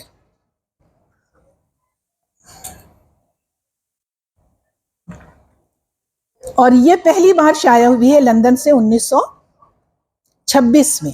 اچھا، کتاب کا عنوان ہی بتا رہا ہے کہ اس کی ورتھ کیا ہے. مثلا عربک لٹریچر اینڈ انٹروڈکشن، تو یہ ایک انٹروڈکٹری کتاب ہے. دیکھیے عربی لٹریچر تو بہت ہی بڑا ہے نا. اچھا، اور اس نے زمانہ کہاں سے لیا ہے؟ دور جاہلیت سے لے کر کے 18ویں صدی تک لیا ہے عربی لٹریچر کا. تو 500 سے لے کر کے 1800 تک کا 1200-1300 سال کے عربی لٹریچر کو 150 صفحے کی کتاب میں تو سمیٹا ہی نہیں جا سکتا. تو آپ یہ سمجھ سکتے ہیں کہ یہ کتاب عربک لٹریچر کے طلبہ اور طالبات کے لیے بس ایک ریڈی ریفرنس کا کام دے گی. It is just a ready reference. آپ کو دیکھنا ہے فلاں تو آپ نے دیکھ لیا، 4 لائنیں اس کے بارے میں لکھی ہوئی ہیں. کتاب میں عربی لٹریچر کے اوپر جو طائرانہ نظر ہوتی ہے وہ بہت ہی طائرانہ ہے، وہ بہت ہی طائرانہ نظر ہے. اور مگر جو لکھا ہے اس نے، چاہے وہ 4 جملے لکھے ہوں، وہ بہت اسٹڈی کے بعد لکھا ہے، لہٰذا ان کو ہم مانتے ہیں کہ وہ اس نے صحیح لکھا ہے. لیکن جب اس کا اردو ترجمہ میں نے دیکھا، کوئی گیلانی صاحب ہیں جنہوں نے اس کا اردو ترجمہ کیا ہے اور مقدمہ عربی ادبیات کے حوالے سے کیا ہے. ہو سکتا ہے آپ کی لائبریری میں ہو، میرے پاس تو ہے. تو اس کے اندر گب کا ترجمہ کرتے ہوئے بھی بعض الفاظ اس طرح سے ترجمہ ہو گئے ہیں کہ ہم گب کو گالیاں دینا شروع کر دیتے ہیں. ہم کہتے ہیں مثال کے طور پر معتزلہ کے لیے جو وہ لفظ ہیریسی کا استعمال کرتا ہے، اب اس کا مطلب بدعت بھی ہو سکتا ہے اور کفر بھی ہو سکتا ہے. تو ہمیں قریب رہتے ہوئے بدعت اس کا ترجمہ کرنا چاہیے تھا. مترجم نے اس کا ترجمہ کر دیا کفر، تو معتزلہ کافر تو نہیں تھے. تو اگر ہم صرف اردو ترجمہ پڑھیں گے تو ہم کہیں گے دیکھو جی یہ گب نے ڈنڈی ماری ہے، گب نے معتزلہ کو کافر کہا ہے. اس نے کافر نہیں کہا، اس نے بدعتی کہا ہے زیادہ سے زیادہ. ٹھیک ہے، تو وہ تو بہت لوگ کہتے ہیں کیونکہ ان کا جو نظریہ توحید ہے وہ بہت سارا وغیرہ وغیرہ. تو اس لیے ترجمہ اگر آپ پڑھ رہے ہیں تو ضرور پڑھیں، لیکن ساتھ میں جہاں آپ کو تھوڑا سا بھی کنفیوژن محسوس ہو تو آپ اوریجنل بک نکال کے اس کے وہ سینٹنسز ضرور دیکھ لیں جو آپ کو کنفیوز کر رہے ہیں. تو پھر آپ صحیح رزلٹ تک پہنچ جائیں گے، خود ہی سے پہنچ جائیں گے آپ. اچھا، اسی کتاب کے اندر وہ عربی زبان کی وسعت اور جامعیت کی بڑی تعریف کرتا ہے. عربی زبان کے اسلوب کی، ان کا جو نحوی نظام ہے، وہ تو آپ لوگ تو اسٹوڈنٹ ہیں، آپ کو تو اچھی طرح پتہ ہے، اس کی وہ بہت زیادہ تعریف کرتا ہے. لیکن جب وہ قرآن اور حدیث کی طرف آتا ہے تو پھر وہ جو ہمیں معلومات دیتا ہے وہ ہمارے لیے ایکسیپٹیبل نہیں ہوتی. مثال کے طور پر قرآن کے بارے میں وہ لکھتا ہے it was not until after his death کا مطلب ہے رسول اللہ کا انتقال. It was not until after his death that his followers یعنی صحابہ finally compiled his discourses، یعنی انہوں نے صحابہ نے رسول اللہ کے جو بیانات تھے ان کو کلیکٹ کر لیا largely from memory، اپنی ذہن کی یادداشت سے into a single volume known as قرآن. یعنی رسول اللہ صلی اللہ علیہ وسلم کے انتقال کے بعد ان کے جو فالوورز تھے، یعنی جو صحابہ کرام تھے، انہوں نے اپنی یادداشت سے جو کچھ رسول اللہ کی جو باتیں تھیں وہ لکھ لی، یہی قرآن ہے، یہی قرآن ہے۔ اچھا اب یہ چیز جو ہے وہ ظاہر ہے کہ ہمارے لیے تو بالکل ہی ایکسیپٹیبل نہیں ہے۔ اچھا اس کے ساتھ ہی ساتھ وہ یہ کہتا ہے کہ قرآن ایک ایسی کتاب ہے جسے پڑھ کے بڑی الجھن ہوتی ہے، مطلب ہمیں بڑی الجھن ہوتی ہے، کیونکہ نہ اس کے اندر کوئی زمانی ترتیب ہے، زمانی ترتیب سے نہ یہ کتاب لکھی گئی ہے، نہ اس میں کوئی موضوعاتی وہ ہے، موضوعاتی ترتیب ہے اس کے اندر، الگ طریقے سے لکھ دی گئی ہے۔ تو صحابہ کو جو یاد آتا گیا وہ لکھتے گئے، جو یاد آتا گیا وہ لکھتے گئے، تو ایک عجیب سی کتاب ہمارے سامنے قرآن جو ہے وہ آ گئی ہے۔ اب گبت کی الجھن کا ہم کیا کریں؟ گبت کی الجھن خود اس کی پیدا کردہ ہے۔ اگر وہ 1 منٹ کے لیے بھی یہ مان لے کہ یہ کمپائلیشن نہیں ہے، کمپائلڈ ورک آرگنائزڈ ہوتا ہے، but it's not a compilation, بلکہ یہ اکارڈنگلی توقیفی ترتیب کے ساتھ تو ہے نا قرآن۔ یہ جس طرح سے رسول اکرم صلی اللہ علیہ وسلم نے اپنے زمانے میں اس سورت کو فلاں کے بعد رکھو، فلاں آیت کو فلاں کے بعد رکھو، خود رکھوا دیا تھا اور خود منضبط کروا دیا تھا، اسی طرح سے قرآن آج تک چلا آ رہا ہے۔ اور اس ترتیب کو توقیفی ترتیب کہتے ہیں۔ تو ترتیب زمانی بھی ہو سکتی ہے، ترتیب موضوعی بھی ہو سکتی ہے، ترتیب مکانی بھی ہو سکتی ہے۔ گب اپنا دل بڑا کرتا اور کہتا کہ ترتیب توقیفی بھی ہو سکتی ہے، تو اس کی الجھن ختم ہو جاتی، لیکن وہ اس الجھن میں رہا۔ اور دیکھیں نا، ہم اپنے عہد کے کسی مصنف یا کسی ریسرچ اسکالر کی کتاب اگر ہم دیکھیں، اب ڈاکٹر یاسر عرفات اگر کوئی کتاب لکھیں گے تو ظاہر اس میں ایک موضوعاتی ترتیب اور ایک نظم نظر آئے گا۔ وہ نظم نہیں تلاش کرنا چاہیے ہمیں قرآن کریم میں۔ قرآن کا دوسرا نظم ہے، قرآن میں بھی ایک نظم ہے، لیکن وہ دوسرا نظم ہے۔ یہ تو ہماری کتابیں ہوتی ہیں، ہم اپنے چھوٹے سے ذہن سے سوچ کر کے اور اس کو لکھ رہے ہوتے ہیں۔ تو قرآن کی ترتیب توقیفی اس کی سمجھ میں نہیں آئی، تو اس لیے وہ یہ کہتا ہے کہ یہ قرآن ایسی کتاب ہے جس میں ہمیں دیکھیے ہم یہ اچھا اب کوئی یہ کہہ سکتا ہے کہ نہیں بھائی وہ ٹھیک کہہ رہا ہے، قرآن واقعی ایسی کتاب ہے جس پر اعتراض بنتا ہے کہ وہ بالکل عجیب طرح سے لکھی ہوئی ہے، کہیں سے یہ بات شروع ہو گئی، کہیں سے وہ بات شروع ہو گئی۔ یہ اعتراض اگر اہل زبان کریں گے تو ویلڈ ہوگا، اگر اہل زبان باہر سے کہیں سے اعتراض آئے گا تو ان ویلڈ ہوگا۔ یہ اعتراض اگر عربی شورا کریں، ٹھیک ہے، عربی اسکالرز کریں، عربی لسانیات دان کریں، عربی اہل لسان کریں، وہ جو معلقات کے آگے سجدہ ریز ہوتے ہیں وہ کریں، تو ہم مانیں گے، ہم سوچیں گے کہ بھئی واقعی کچھ گڑبڑ تو نہیں ہے۔ لیکن ایک ایسا شخص جو عربی زبان کو تھوڑا ہی جانتا ہے، عربی زبان کو تو دیکھیں آپ ساری زندگی پڑھیں، آپ اپنے آپ کو عربی زبان کا ماہر نہیں کہہ سکتے۔ تو ایک ایسا شخص جس کے لیے عربی غیر زبان تھی، اس کا اعتراض دلیل فراہم نہیں کرتا۔ دلیل وہاں سے فراہم ہوگی کہ اگر اہل زبان کے ہاں سے یہ اعتراض آئے گا تو ہم سوچ لیں گے اس حوالے سے بھی۔ اور ایک بات وہ قرآن کے بارے میں اور کہتا ہے اسی کتاب کے اندر کہ جو جاہلی شعراء تھے وہ زیادہ زبردست انہوں نے عربی لکھی ہے، قرآن کی عربی سے زیادہ اچھی جاہلی شعراء کی عربی ہے۔ اچھا اب دیکھیں یہ باتیں نا ہمارے لوگ بھی بغیر سوچے سمجھے لے لیتے ہیں۔ ہمارے ڈاکٹر طہ حسین ہیں مصر کے، انہوں نے بھی یہی کہا ہے کہ جی اس قرآن کی زبان اور وغیرہ وغیرہ ان چیزوں سے تو جاہلی شعراء کی شاعری زیادہ ویٹ رکھتی ہے، زیادہ اہمیت کی حامل ہے۔ یہ ڈاکٹر طہ حسین جن کے اوپر پھر بعد میں بڑا ہنگامہ مچ گیا تھا اور انہوں نے اپنے الفاظ واپس لیے تھے وغیرہ وغیرہ۔ اب ایک اور چھوٹی سی ایک اور ان کی کتاب ہے دی ٹریولز آف ابن بطوطہ، یعنی ابن بطوطہ کے جو عجائبات، یعنی اس کا سفر نامہ جو ہے جو عجائب الاسفار کہلاتا ہے، 4 جلدوں میں 2 جملے اس کے بارے میں کہوں گی کہ یہ ابن بطوطہ کا سفر نامہ، ابن بطوطہ 14ویں صدی کا تھا، اس کا انتقال ہوتا ہے 1377 میں، 1377 میں اس کا انتقال ہوتا ہے۔ اس کا مطلب ہے کہ یہ 14ویں صدی کا سیاح تھا۔ گب یہ جاننے کے لیے، دیکھیں مستشرقین سورسز پہ کتنی اہم مطلب وہ کرتے تھے، کیونکہ قرآن ان کے لیے سورس نہیں ہے، حدیث ان کے لیے سورس نہیں ہے، تو سورسز کہاں سے لائیں گے؟ وہ لاطینی سورسز کو پیچھے ڈال دیا، بازنطینی سورسز کو پیچھے ڈال دیا، اب سورسز کہاں سے آئیں گے؟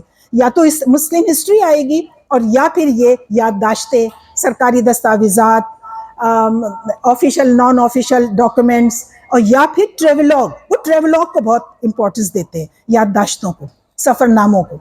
تو انہوں نے کیا کیا کہ یہ جاننے کے لیے گب نے کہ 14ویں صدی میں اسلامی دنیا کی کیا حالت تھی، کیونکہ یورپ تو ڈارک ایج میں تھا، ڈارک ایج کی آخری صدی تھی، لیکن تھی تو ڈارک ایج نا، تو اس وقت جو بڑا شور اٹھتا ہے کہ یہ مشرق گلوریس ایسٹ اور دس اینڈ دیٹ، تو اس کی حقیقت جاننے کے لیے انہوں نے ابن بطوطہ کے سفر نامے کا ایک ایک ورق کا، ایک ایک صفحے کا مطالعہ کیا، 4 جلدوں میں ہے، اور پوری 4 جلدیں گب نے پڑھی، اور پڑھنے کے بعد اس کا ایک خلاصہ تیار کیا جو کتاب چھپ چکی ہے۔ اور ابن بطوطہ کی ٹریولاگ، یہ تو میں نے انگلش میں ہی پڑھی ہے، لیکن میرا خیال ہے کہ اس کا اردو ورژن آ چکا ہے۔ اس میں وہ 2 نقطے بیان کرتے ہیں، بس اس کے بعد ہم آخری کتاب پر آ جائیں گے۔ اس میں یہ 2 نقطے بیان کرتے ہیں، ایک تو یہ وہ کہتے ہیں 14ویں صدی کا جو مشرق ہے وہ ایک مذہبی معاشرہ ہے، وہ مذہبی معاشرہ ہے، اور اس کی وہ لاجیکل ریزن یہ دیتے ہیں کہ چونکہ ابن بطوطہ قاضی تھے، ابن بطوطہ انڈیا بھی آئے تھے، تغلق کا زمانہ تھا، اور ان کے زمانے میں وہ 7 سال تک قاضی بھی رہے ہیں ہندوستان میں، تو چونکہ ابن بطوطہ خود قاضی تھے، تو اس وجہ سے یہ جہاں بھی جاتے تھے، جس بھی ملک میں جاتے تھے، آپ یہ یاد رکھیں ابن بطوطہ نے 27 سال سیاحت کی ہے، میرے سفر کا آج 7واں دن ہے، میں کراچی سے نکلی تھی تو اب آج 7واں دن ہے، اور 9ویں دن انشاءاللہ میں کراچی واپس پہنچ جاؤں گی۔ ابن بطوطہ اپنے گھر سے نکلا تھا طنجہ سے، مراکش سے، اس کے بعد وہ اپنے گھر آیا تھا 27 سال کے بعد، اور ان 27 سالوں میں اس نے پورے مشرق کو، چائنا کو، سب چیزیں اس نے ایکسپور کر دی، بعد میں آ کر کے اسپین بھی گیا، کیونکہ اسپین میں بھی مسلمانوں کی حکومت تھی۔ تو گب کو یہ ایڈمٹ کرنا پڑا کہ جس وقت یورپ اپنی ڈارک ایج میں تھا، اس وقت ابن بطوطہ ہمیں بتاتا ہے کہ مشرق میں فلاں کی حکومت تھی، تو فلاں کی حکومت تھی، تو فلاں کی حکومت تھی۔ ایک وہ اس چیز کو ایڈمٹ کرتا ہے، دوسری وہ اس چیز کو ایڈمٹ کرتا ہے کہ پوری دنیا کی ٹریڈ مسلمانوں کے ہاتھ میں تھی۔ اگر آپ مجھ سے پوچھیں نا ایک جملے میں یا 2 جملوں میں مسلمانوں کی زوال کے سبب، تو مجھے ایسا لگتا ہے کہ ٹریڈ کے اوپر سے ان کا وہ اٹھ گیا ہے، یعنی اب یہ دوسروں کے پاس چلی گئی ہے، اور ٹریڈ ایسی چیز ہے جس کا رسول اکرم اللہ تعالیٰ نے سورہ قریش کے اندر بھی تذکرہ کیا ہے کہ تم شکر کرو اس رب کا جس نے تمہیں، اور یہ شام اور یمن کی اسفار کا سورہ قریش کے اندر تذکرہ کیا گیا ہے۔ یہ جو ٹریڈ ہے اس پر غور کیجئے، اور یہ یہاں سے ہم پسپا ہوئے تو پھر ہر جگہ سے ہم پسپا ہوتے چلے گئے۔ تو یہ ایڈمٹ کرتا ہے گب کہ 14ویں صدی میں دنیا بھر کی جو ٹریڈ تھی وہ ایسٹرن کنٹریز سے ہوتی تھی، اور یہ اس کو وہ کہتا ہے کہ یہ ان کے عروج کا ایک سبب تھا۔ اب ہم آخری کتاب پر آ جاتے ہیں، میرے پاس 5 منٹ ہیں۔ محمدنزم، یہ کتاب کس نے پڑھی ہے یہ بتائیں گے آپ؟ اچھا، چھوٹی سی کتاب ہے، پڑھ لیجئے گا، 4-5 چیپٹرز ہیں۔ اس کو بڑا شہرہ ملا ہے، گب کی اس کتاب کو بڑی شہرت ہے محمدنزم کو، جس کو اب اسلام نام سے وہ شائع ہو رہی ہے۔ میرے نزدیک یہ کوئی اوریجنل ورک نہیں ہے، ہم اسے اوریجنل ورک نہیں کہیں گے، بلکہ اس کا جو پیشرو تھا مارگلت، اس نے بھی محمدنزم کے نام سے ایک کتاب لکھی تھی، اور یہ مارگلت اس کا ایک طرح سے استاد ہی ہو گیا، اس کا پیشرو تھا۔ اس کی کتاب کو سامنے رکھ کر گب نے یہ کتاب لکھی ہے، جس میں آپ کہہ لیں کہ اس نے تصرف کیا ہے، ٹھیک ہے، جہاں اس نے اپنے آئیڈیاز لگانے تھے وہاں لگا دیے، لیکن اس نے نام تک بدلنے کی کوشش نہیں کی. محمدنزم نام تھا مارگلت کی کتاب کا، وہی محمدنزم اس کو. تو اس کے زمانے میں بہت زیادہ کرٹیسائز ہوا تھا کہ یہ جو ازم ہوتے ہیں، چاہے وہ سوشلزم ہو، لبرلزم ہو، کمیونزم ہو یا ہیومنزم ہو، کچھ بھی ازم ہو، تو یہ ازم یعنی اشارہ کرتے ہیں کہ یہ ایک انسانی نظریہ، کسی انسان کے ذہن کی پیداوار ہے یہ نظریہ. تو محمدنزم کہنے کا مطلب یہ ہے کہ یہ محمد کے ذہن کی پیداوار ہے. یہ اسلام جو ہے یہ محمد کا صلی اللہ علیہ وسلم کے ذہن کی ایک اپج ہے. ٹھیک ہے، یہ کوئی ایسا الہامی دین نہیں ہے. تو یہ کانسیپٹ بنتا ہے اگر آپ محمدنزم کی. اب ہمارے ہاں جب شروع میں یہ سب کچھ ہوا تھا تو آپ دیکھیں سر سید احمد خان وغیرہ نے جو کمیٹیاں وغیرہ اور اسکول وغیرہ بنائے تھے تو وہ محمدنزم ہی وہ چل رہا ہوتا تھا، کیونکہ جو لوگ مجبور ہوتے ہیں، محقور ہوتے ہیں، غلام ہوتے ہیں، وہ عموماً وہی اصطلاحات اختیار کر لیتے ہیں جو آقا کی ہوتی ہیں، جو ماسٹر کی ہوتی ہیں. اچھا، اس کے اندر گب نے محمدنزم کے اندر گب نے وہی ساری باتیں دہرائی ہیں اور اس میں حدیث کو بھی نشانہ بنا لیا ہے. حدیث میں جو رویہ یعنی نولدکی لے کے چلا ہے کہ اب یہ تو آپ لوگ ڈاکٹر صاحب بھی اور آپ لوگ بھی ان چیزوں سے بہت اچھا واقف ہوں گے کہ کس طریقے سے نولدکی نے حدیث کو ٹارگٹ کیا اور اس کے بعد اسی کی بنیاد کے اوپر گولڈ زہر آیا اور گولڈ زہر آ کر کے تو پورا ہی انکار حدیث کا معاملہ بن گیا. اس کے بعد جوزف شاک وغیرہ آئے اور ان لوگوں نے بھی تو گب نے بھی یہی رویہ اختیار کیا کہ وہ حدیث کو بالکل نہیں مانتا، ایسا کوئی سورس جس کے اوپر ریلائی کر کے آپ اپنی اسٹڈیز بیان کریں. اب اس کی آخری جو کتاب تھی ماڈرن ٹرینڈز ان اسلام، اس میں اس نے ہر یعنی جدیدیت. اب آپ دیکھیے کہ اس کو بھی میں نے تو اس کا بڑا اچھی طرح مطالعہ کیا کیونکہ میں نے اس کا ترجمہ بھی کیا ہے. تو میں نے یہ دیکھا کہ یہ جو اس کا جو مطالعہ ہوتا ہے یہ بڑا لیمیٹڈ ہوتا ہے. گب کا یہ بات ہے، وہ لیمیٹڈ ہوتا ہے اور وہ مان بھی لیتا ہے اور اپنی پریفیس میں بعض اوقات اس کا ذکر بھی کر دیتا ہے. لہٰذا وہ یہ کہتا ہے کہ یہ جو ماڈرن ٹرینڈز ہیں، یہ جو جدید رجحانات ہیں، یہ مسلم ذہن کو کس طریقے سے متاثر کر رہے ہیں، اس کا میں مطالعہ پیش تو کر رہا ہوں، لیکن میں نے اپنے آپ کو محدود رکھا ہوا ہے ہندوستان اور مصر تک. مصر کی ہر شخصیت کو اس نے نشانہ بنایا، ہندوستان کی ہر شخصیت کو اس نے نشانہ بنایا، چاہے وہ علامہ اقبال ہو. علامہ اقبال کو وہ مجموعہ ازداد کہتا ہے.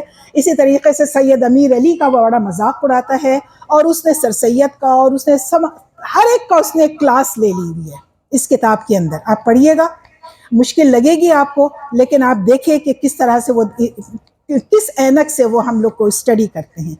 اگر اس نے کسی چیز کی تعریف کی ہے تو وہ مرزا غلام قادیانی کی ہے، اور اس لیے کی ہے کہ اس نے چلو بھائی کچھ ایک نئی بات تو کی. اور جو میں نے آپ سے کہا تھا نا کہ یونیورسٹیز کہتی ہیں کہ بھائی نیا کوئی چیز لے کر آؤ، تو اب چاہے وہ کتنی ہی اوٹ پٹانگ چیز کیوں نہ ہو، آپ نے ایک نئی چیز لانی ہے. لہٰذا ماڈرن ٹرینڈز ان اسلام کے اندر وہ صرف ایک شخص کی تعریف کرتا ہے اور وہ ہے غلام احمد قادیانی، اور وہ مذہب قادیانیت کو بہت امپورٹنس دیتا ہے. کئی صفحے اس نے قادیانیت کے اوپر لکھے اور بڑی اس نے تعریفیں کی ہیں کہ یہ ہے وہ شخص جس نے اپنی عقل سے سوچا ہے. باقی سب روایات کے وہ غلام ہیں اور وہ اسی سلسلے کو آگے بڑھا رہے ہیں. یہاں میں اپنی بات ختم کرتی ہوں.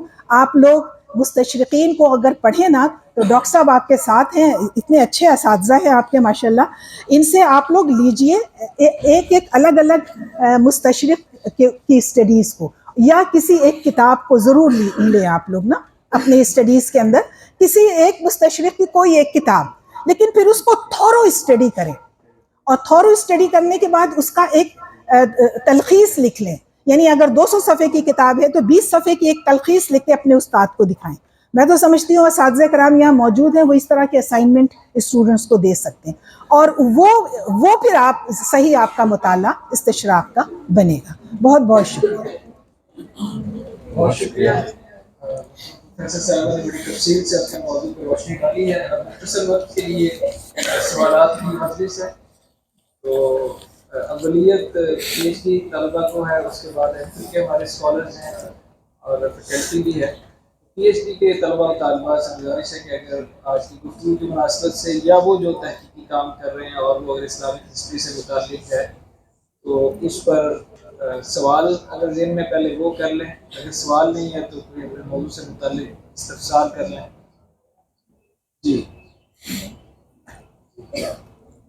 सब आपने शुरू अपनी गुफ्तगू के आगाज़ में आपने फरमाया कि मुशरिकीन पर अहद की तहरीकों के भी असरात होते हैं। इस चीज़ का इस पर स्पेसिफिक स्टडी के लिए जो है ना ये कहाँ से ये करेंगे कि हर दौर के जो मुशरिकीन हैं और उस अहद की जो तहरीकें हैं उन पर किस तरीके से असरात मुरतब हुए हैं और इस चीज़ को हम कैसे। देखिए, ये तो एक जगह पर किया हुआ काम नहीं आएगा, आपके सामने आएगा ना। ऐसी कोई किताब मेरी नज़र से नहीं गुजरी है।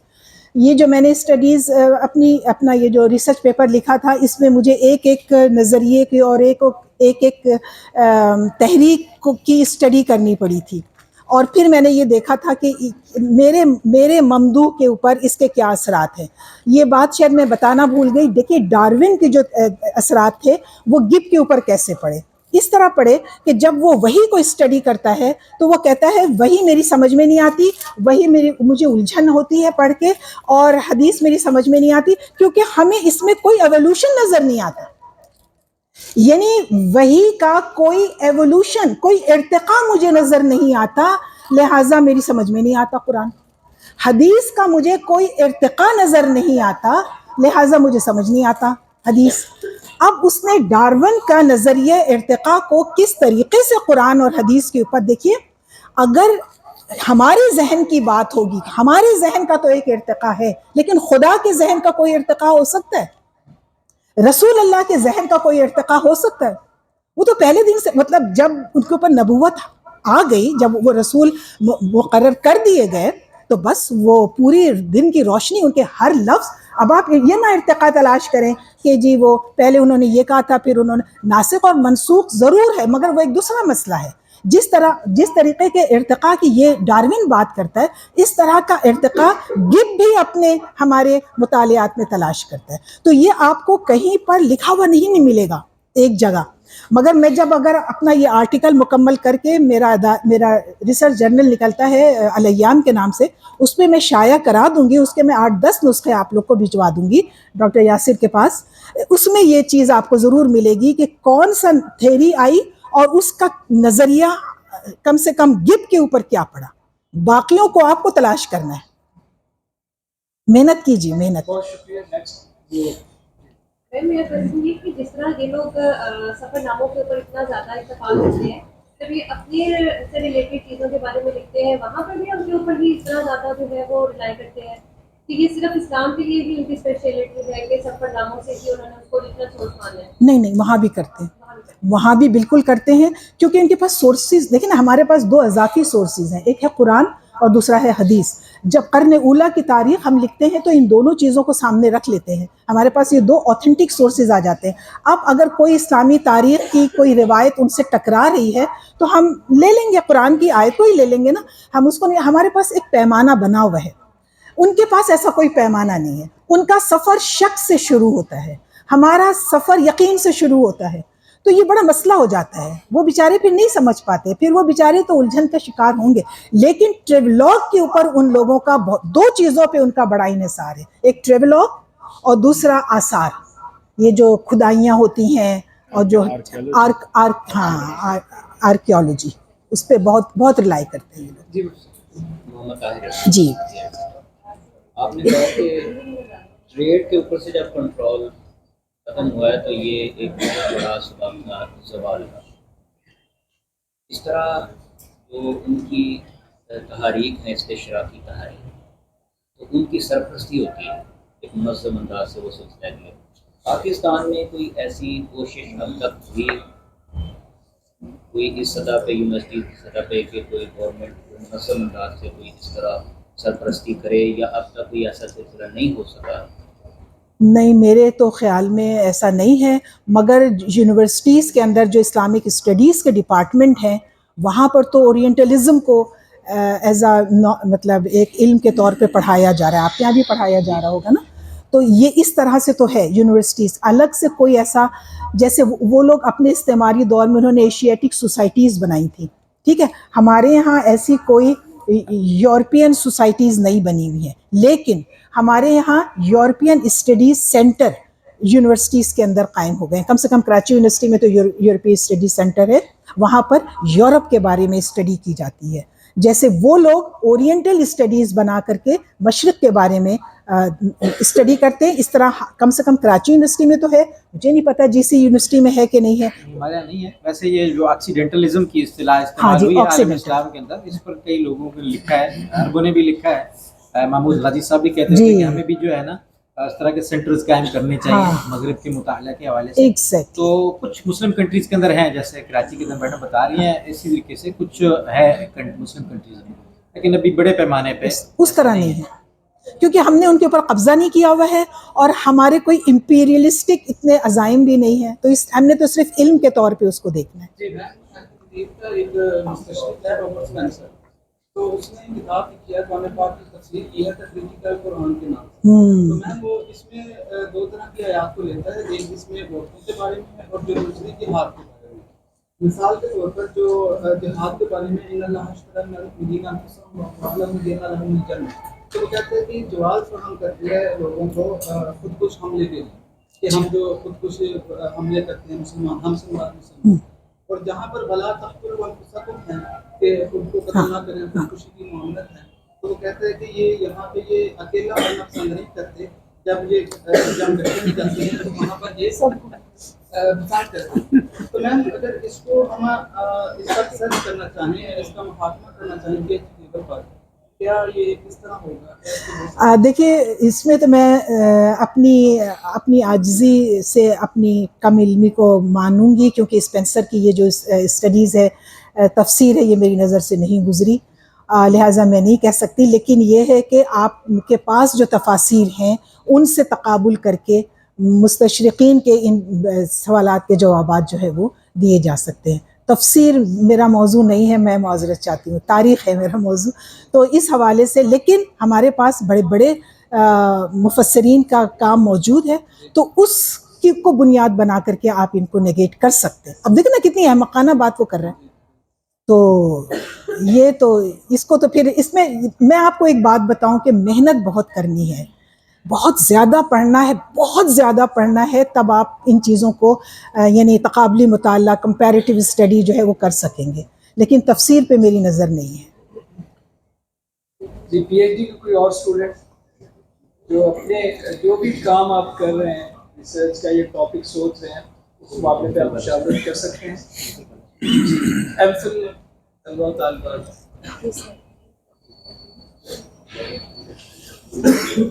میرا ایم فل کا جو موضوع ہے وہ ہے نگار سجاد ظہیر کے مطالعات سیرت و تاریخ کا تجزیاتی مطالعہ. اچھا اچھا اچھا یہ تو براہ راست آپ پہ حملہ ہو گیا.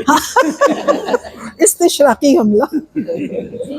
جی اصل میں یہ ہے کہ مجھے پہلے تاریخ سے اتنی دلچسپی نہیں تھی، لیکن جیسے جیسے میں نے آپ کی اسٹڈی کتابیں پڑھی، اب اس طرح ہوتا ہے کہ میں جب تھیسس لکھنے بیٹھتی ہوں کوئی بھی، تو پہلے میں ساری کتاب پڑھ دیتی ہوں، مجھے کوئی اتنی دلچسپ لگتی ہے. تو اب پہلے کتاب پڑھ لیتی ہوں، پھر دوبارہ سے کتاب لے کے پھر ٹاپک. ایسے ہی ہونا چاہیے، ایسے ہی کرنا چاہیے. یہ بہت اچھا. میرا کتاب سے تو بس جب آپ کا کام پورا ہو جائے گا تو میں ڈاکٹر صاحب سے لے کے دیکھوں گی آپ نے میری کتنی برائیاں کی ہیں. تو کتاب سے جو لگاؤ ہے یا اسلامی تاریخ سے لگاؤ وہ آپ کی وجہ سے. جی بہت، یہ تو بہت اچھی بات ہے. دیکھیے تاریخ آپ کو یعنی آپ یوں سمجھ لیں کہ بہت سارے حملوں سے بچاتی ہے. ابھی میں کل ایک کسی کا وہ پڑھ رہی تھی فیس بک کے اوپر، اس پہ انہوں نے لکھا ہوا تھا، آپ بیٹھ جاؤ بیٹا، اس پہ انہوں نے لکھا ہوا تھا کہ جیسے ہی خلافت اسلامیہ عثمانیہ ختم ہوئی، فوراً ہی خلافت سعودیہ جو ہے، سعودی عرب میں خلافت جو ہے وہ قائم ہو گئی، لہٰذا خلافت کا تسلسل جو ہے وہ اس طرح رہا. اب دیکھیے وہ جن صاحب نے بھی کیا وہ خود پروفیسر ہیں، میں یعنی، لیکن آپ یہ دیکھیے کہ خلافت کا خاتمہ ہو رہا ہے 1924 میں، اور سعودیوں کے پاس حکومت آ رہی ہے آل شریف کو شکست دینے کے بعد 1932 میں. ٹھیک ہو گیا. تو یہ کتنے سال کا فرق پڑ گیا. آپ نے یہ کیسے لکھا کہ ادھر خلافت عثمانیہ کا خاتمہ ہوا، ادھر ایک دوسری خلافت سعودیہ جو ہے وہ شروع ہو گئی. تو اور پھر وہ کہاں کی خلافت ہے. تو یہ آپ کو تاریخ جو ہے نا، یعنی کوئی آپ کو الو نہیں بنا سکتا. اگر آپ کو تاریخ کا پتہ ہے تو کوئی آپ کو بیوقوف نہیں بنا سکتا، کیونکہ آپ کو سب سیاق و سباق پتہ ہے. فلسطین کے اوپر میں نے ابھی آج کل کام کیا، فلسطین پر بھی میں، اچھا تم تو بڑی اپ ٹو ڈیٹ قسم کی بچی ہو. تو یہ فلسطین کی جب میں کتاب لکھ رہی تھی تو اس وقت بھی سوشل میڈیا پر اور ادھر ادھر جو چیزیں آ رہی تھی وہ بڑی گمراہ کن ہے، مطلب ہر بات سچی نہیں ہے. تو ہر بات کو آپ نے پہلے ٹیسٹیفائی کرنا ہوتا ہے. اس لیے میں نے یہ کتاب اس لیے لکھ دی، 1 مہینے میں میں نے یہ کتاب لکھی ہے اور اس پر میں نے ہر روز 10 گھنٹے کام کیا ہے. صرف اس لیے لکھ دی کہ لوگوں کو بہکانے کے لیے پہلے لوگ ہی ہوتے تھے، اب پورا سوشل میڈیا بھی ہے. تو اس لیے میں نے جلدی سے یہ کتاب لکھ دی. یہ کتاب بھی ڈاکٹر صاحب کے دفتر میں موجود ہے. آپ لوگ میری طرف سے جو بچہ لینا چاہے اسے فری آف کاسٹ دیجیے گا، فلسطین والی خاص طور سے، کیونکہ یہ تو میں چاہتی ہوں کہ اسٹوڈنٹس کو جو ہے نا یہ کتاب پہنچے. بہت بہت شکریہ. تھینک یو بیٹا. جی میں محمد نام ہے میرا. جی تو سوال یہ ہے کہ جو لوگ یہ مستشرقین کے بارے میں جو کچھ بھی لکھتے ہیں، کیا ان کی زندگی میں ہی لکھا جاتا ہے اور ان تک پہنچتا ہے اور وہ اس کا جواب دیتے ہیں؟ اور جو جس لیول پر وہ سوچ کر اپنے نظریے کو بیان کرتے ہیں اور کتابیں لکھتے ہیں اسلام کے بارے میں، تو اس لیول پر ان کا جواب دیا جاتا ہے؟ ایسا ہی ہے. ہمارے یہاں ایسے بھی بڑے بڑے علامہ گزرے ہیں جنہوں نے مستشرقین کی زندگی میں جواب لکھا، وہ جواب انہیں پہنچایا گیا، اس جواب کا انہوں نے جواب دیا، اور ہماری طرف سے جو جواب گیا وہ اسی لیول کا تھا، بلکہ میں تو سمجھتی ہوں بعض اوقات اس سے بڑھ کر تھا، کیونکہ ان کے پاس اس کا جواب نہیں ہوتا تھا. اور اس کی میں 2 مثالیں آپ کے پاس پیش کروں گی. ایک جب جرجی زیدان نے وہ لکھی تھی اپنی تاریخ تمدن اسلامی کے اندر، وہ ساری بکواسات لکھی تھی، تو شبلی نے اس کا جواب دیا تھا. شبلی نے عربی میں اس کا جواب دیا تھا. کتاب کا نام الانتقاد ہے، وہ بھی آپ کی لائبریری میں ہو شاید، اور اس کا اردو ترجمہ بھی ہو چکا ہے، وہ بھی شاید آپ کی لائبریری میں ہو. اور یہ الانتقاد کا جواب جرجی زیدان نہیں دے سکا تھا.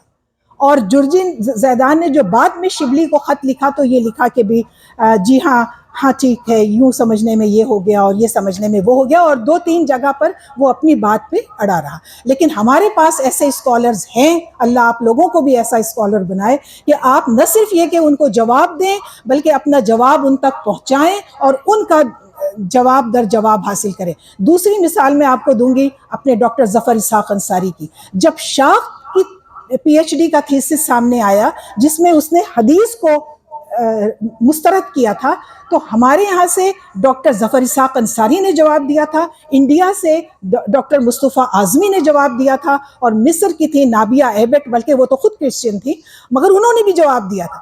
اور ان کے نابیہ ایبٹ کی کتاب بھی ہم نے چھاپ دی، اور ظفر اسحاق انصاری کا تھیسس بھی چھپ چکا ہے، میرے پاس تو تھیسس کی ہی شکل میں ہے، اور مصطفیٰ اعظمی کی کتاب بھی چھپ چکی ہے. اور ان کے جواب ایسے جواب تھے کہ اس کے بعد دیکھ لیجئے آپ، یہ گولڈ زہر کے بعد اب کوئی حدیث پہ بات نہیں کرتا، شاخ کے بعد اب کوئی فقہ پہ بات نہیں کرتا. یہ ایسے جواب ہماری طرف سے گئے ہیں. تو ایسی بات نہیں ہے ہمارے پاس، الحمدللہ ثم الحمدللہ. اور میں سمجھتی ہوں کہ یہ جو اتنے لوگ یہاں بیٹھے ہیں، ان میں سے کم 4 یا 5 اس لیول کے جائیں گے جو جواب دے سکیں، اور اس کے بعد ان کے پاس اس کا جواب نہ ہو. کوئی اور سوال ہمارے پاس کم ہے؟ ایک سوال اور لے لیتے ہیں. کوئی کرنا چاہیں، کوئی استفسار کرنا چاہیں اپنے ٹاپک کے حوالے سے. محترم پروفیسر صاحب، ہمارے بہت سارے طالب علم ایسے ہیں جو ابھی اس پروسیس میں ہے کہ انہوں نے ابھی ٹاپک چوز کرنے میں سوچ رہے ہیں. بالکل ابھی تو اس کا بہت. تو اسلامی تاریخ کے حوالے سے ایسے پوچھتے رہتے ہیں کہ کوئی ایسے گوشے ہوں جن پر کام کیا جا سکتا ہو، اس کی طرف تھوڑی سی نشاندہی کر دیں، پھر اس کے ساتھ ایک گفتگو ختم. اسلامی تاریخ تو بہت وسیع ایک موضوع ہے، 1400 سال کا موضوع ہے. اس میں آپ لوگ اسلامک اسٹڈیز کے اسٹوڈنٹ ہیں تو کچھ ایسی تحریکیں ہیں ہمارے ہاں جن کا رشتہ جو ہے وہ عقیدے سے بھی جڑتا ہے، تو ان چیزوں کو آپ لے سکتے ہیں.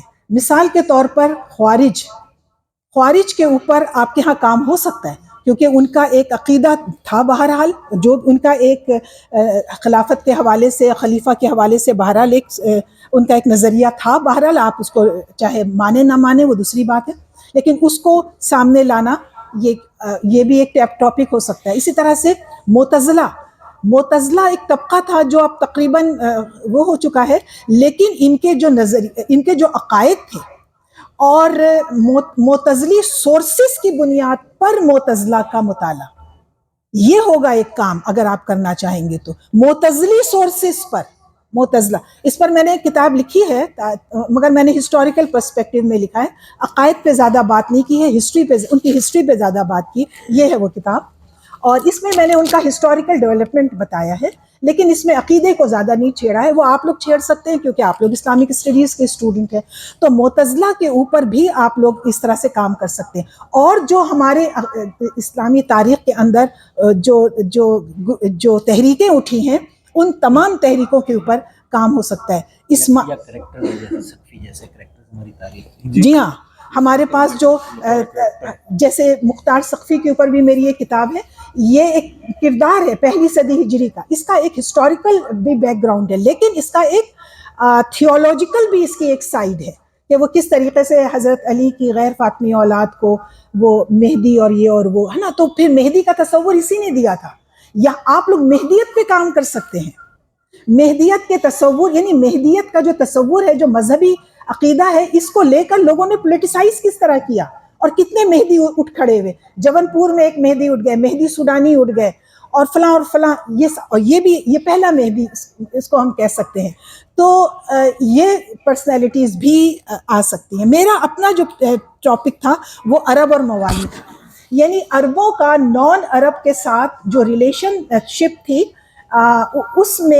اس کا میں نے مطالعہ پیش کیا تھا پہلی صدی ہجری میں، پورے 100 سال کے دوران میں. تو اس میں بڑا مجھے مشکل بہت ہوئی تھی سورسز کی وجہ سے، کہ مجھے پرشین سورسز بھی چاہیے تھے اور مجھے عربک سورسز بھی چاہیے تھے، تاکہ دونوں طرف. ایک شخصیت اور آتی ہے عطیہ اوفی، عطیہ اوفی بھی ہے، اس کے اوپر کچھ اسی پیٹرن سے اگر کام ہو. ہاں بھائی، بہت سی شخصیات ہیں، خواتین میں بھی ہیں اور حضرات میں بھی ہیں، جن کے اوپر پرسنالٹیز کو لے کر کے اور ان کے نظریات کو جب آپ ٹچ کریں گے نا، تو آپ کا تعلق اسلامک اسٹڈیز سے بن جائے گا. یعنی صرف ہسٹری سے نہیں رہے گا، کیونکہ آپ جب اسلامک اسٹڈیز سے شعبے سے پی ایچ ڈی کر رہے ہیں تو ایسا کچھ ہونا چاہیے کہ اس شعبے میں اس کو آپ پاس کرا سکیں. تو اس کے لیے ہسٹوریکل پرسپیکٹو آپ ایک چیپٹر بنائیں، لیکن ان کی بنیادی عقائد کے اوپر، ان کے نظریات کے اوپر اور ان نظریات کے اثرات کے اوپر آپ کام کر سکتے ہیں. بہت سی تحریکیں ہیں اور بہت سی شخصیات ہیں، اور مجھے مزید یاد آیا تو میں لسٹ بنا کے ڈاکٹر صاحب کو بھیج دوں گی، ڈاکٹر یاسر عرفات کو، انشاءاللہ. اختتامی سے پہلے میں چیئرمین صاحب سے گزارش کروں گا کہ وہ میڈم صاحبہ کو شعبے کی طرف سے یادگاری اسوریت پیش کریں اور کتابوں کا. یہ سب سے اچھی چیز ہے.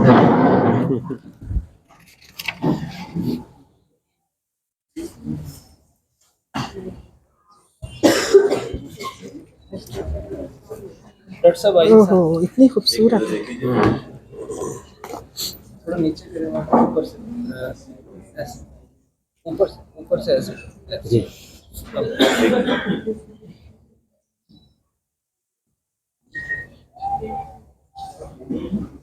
واہ، جزاک اللہ.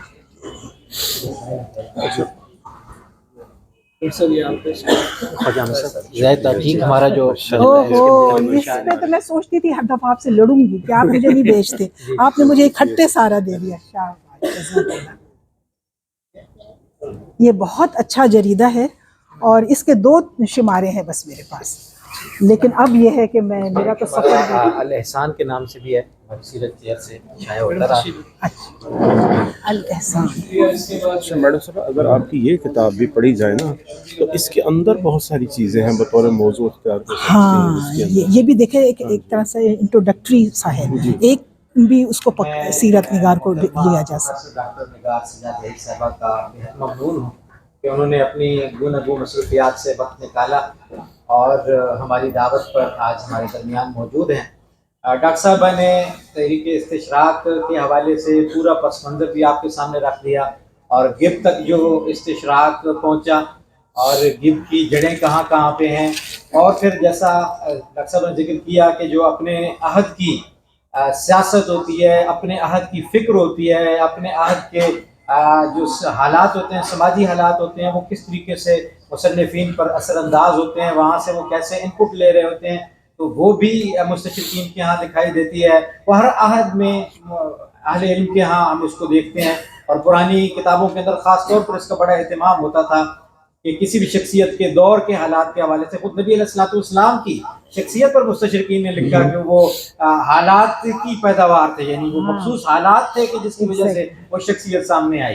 तो कई पस मंजर हैं, कई चीज़ें जो है वो देखनी पड़ती है। फिर डॉक्टर साहब ने जिक्र किया कि किस तरीके से मुसलमानों की तरफ से जवाब दिया गया। डॉक्टर मोहम्मद हमीदुल्लाह मरहूम की जो काविशें हैं गैर मामूली नौइयत की हैं, मुस्तशरीकीन खास तौर पर इस्लामी फिक़्ह पर जो कानून रूमा के असरात हैं, डॉक्टर साहब ने बड़े मुस्तक़िल जवाब दिए हैं। इसी तरीके से डॉक्टर मुस्तफ़ा अस्सबाई मरहूम रहमतुल्लाह ने गोल्ड ज़ेहर को सामने बिठाकर जो है जो उनके उस्ताद थे और वो उठ के फिर चले गए थे, तो उनको जवाब दिए। और फिर मुस्तफ़ा आज़मी रहमतुल्लाह का जो काम है वो बहुत आला है। आखिरी किताब उनकी कुरानियात के हवाले से है, वो भी शाया हो चुकी है उनके विसाल के बाद, तो उन्होंने भी बड़ा उम्दा काम किया। फिर महमूद अहमद गाजी साहब की बात चीज़ें हैं जो मुस्तशरिकीन के हवाले से उनके एतराज़ात के जवाब में ज़फ़र साकिन सारी साहब का डॉक्टर साहब ने जिक्र किया, बड़ा गैर मामूली काम है। फिर जो तुर्की के हमारे अजीम स्कॉलर फ़ुआद सीज़गीन हैं, उन्होंने कितनी गलतियों की निशानदेही की और इस्लाह की और बताया, और उन्होंने उस पैटर्न पर ब्रोकलमान के पैटर्न पर उनको रिस्पांस किया कि हम भी आपको दिखाते हैं कि हमारी इल्मी तारीख और उसी इल्मी रिवायत की बुनियादें कहाँ कहाँ और किस किस दौर में क्या होता रहा है।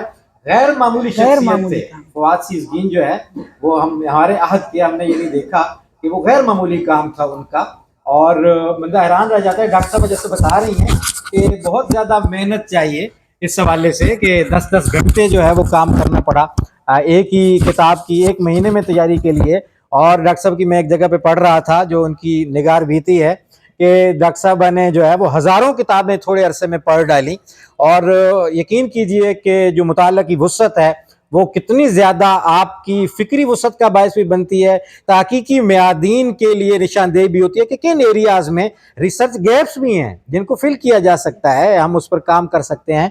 तो फ़ुआद सीज़गीन जैसी शख्सियात हमारे दरमियान मौजूद रही हैं और उन्होंने बड़ा कंट्रीब्यूट किया है। तो ज़रूरत इस बात की है कि आप लोग इन चीज़ों को लेकर आगे बढ़ें, और जैसे डॉक्टर साहब ने जिक्र किया कि आपके हाथ में है अब अलम जो है, और आपने इस हवाले से मसाई करनी है। हमारे यहाँ एक अप्रोच ये है, मैंने जन साथ से पढ़ा है कि इस्तिशराक को हमें बहुत ज़्यादा अहमियत नहीं देनी चाहिए और इसको इतना ज़्यादा हमें पढ़ाना भी नहीं चाहिए।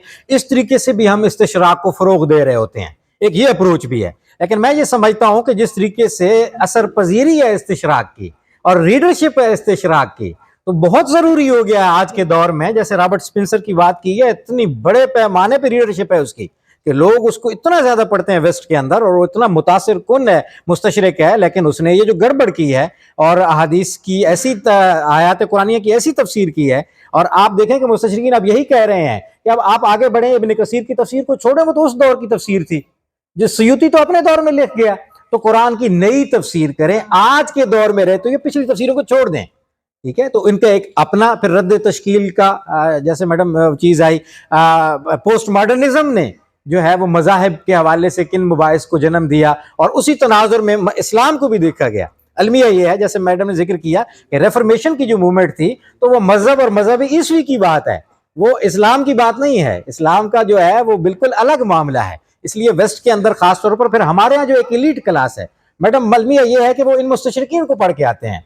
मसलन मैंने एक इंटरव्यू में पेश हुआ तो वहाँ पर मुझसे सारे सवालात जो है वो मंटगोमरी वार्ड के बारे में पूछे जा रहे हैं, और बड़ी उससे लोग मुतासर हैं। मरगोलियत जिससे हम जो है वो देखते हैं, मोहम्मदनिज़्म जैसा आपने जिक्र किया, उसके हवाले से लोगों ने उनको पढ़ा हुआ है कि वो देखें जी नबी अलैहिस्सलातु वस्सलाम की शख्सियत के बाद बड़े ग्रेट स्टेट्समैन थे, وہ بڑے کمانڈر ان چیف تھے. ان پہلوؤں کو تو بڑا وہ اجاگر بھی کر دیتے ہیں. لیکن دوسری طرف جیسا میڈم نے ذکر کیا کہ قرآن کے حوالے سے, حدیث کے حوالے سے, ایز نبی علیہ الصلوۃ والسلام کا بطور رسول کے اور بطور نبی کے, اور اس حوالے سے جو کردار ہے نا اس کو پیچھے ڈال دیتے ہیں, یا پھر پرسنالٹی پر کرٹیسزم اس درجے میں چلا جاتا ہے کہ وہ پرابلمیٹک ہو جاتا ہے اوورآل علمی حلقوں میں, خاص طور پر مسلمانوں کے لیے.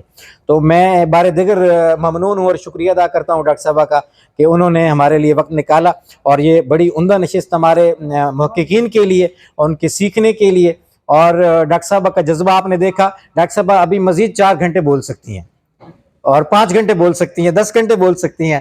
تو اس سے بھی پتہ چلتا ہے کہ آپ دیکھیے کہ کتنا پیچھے مطالعہ ہے, اور پھر جذبہ ہے کہ یہ چیزیں آگے منتقل ہوں, ہماری اگلی نسلوں میں منتقل ہوں.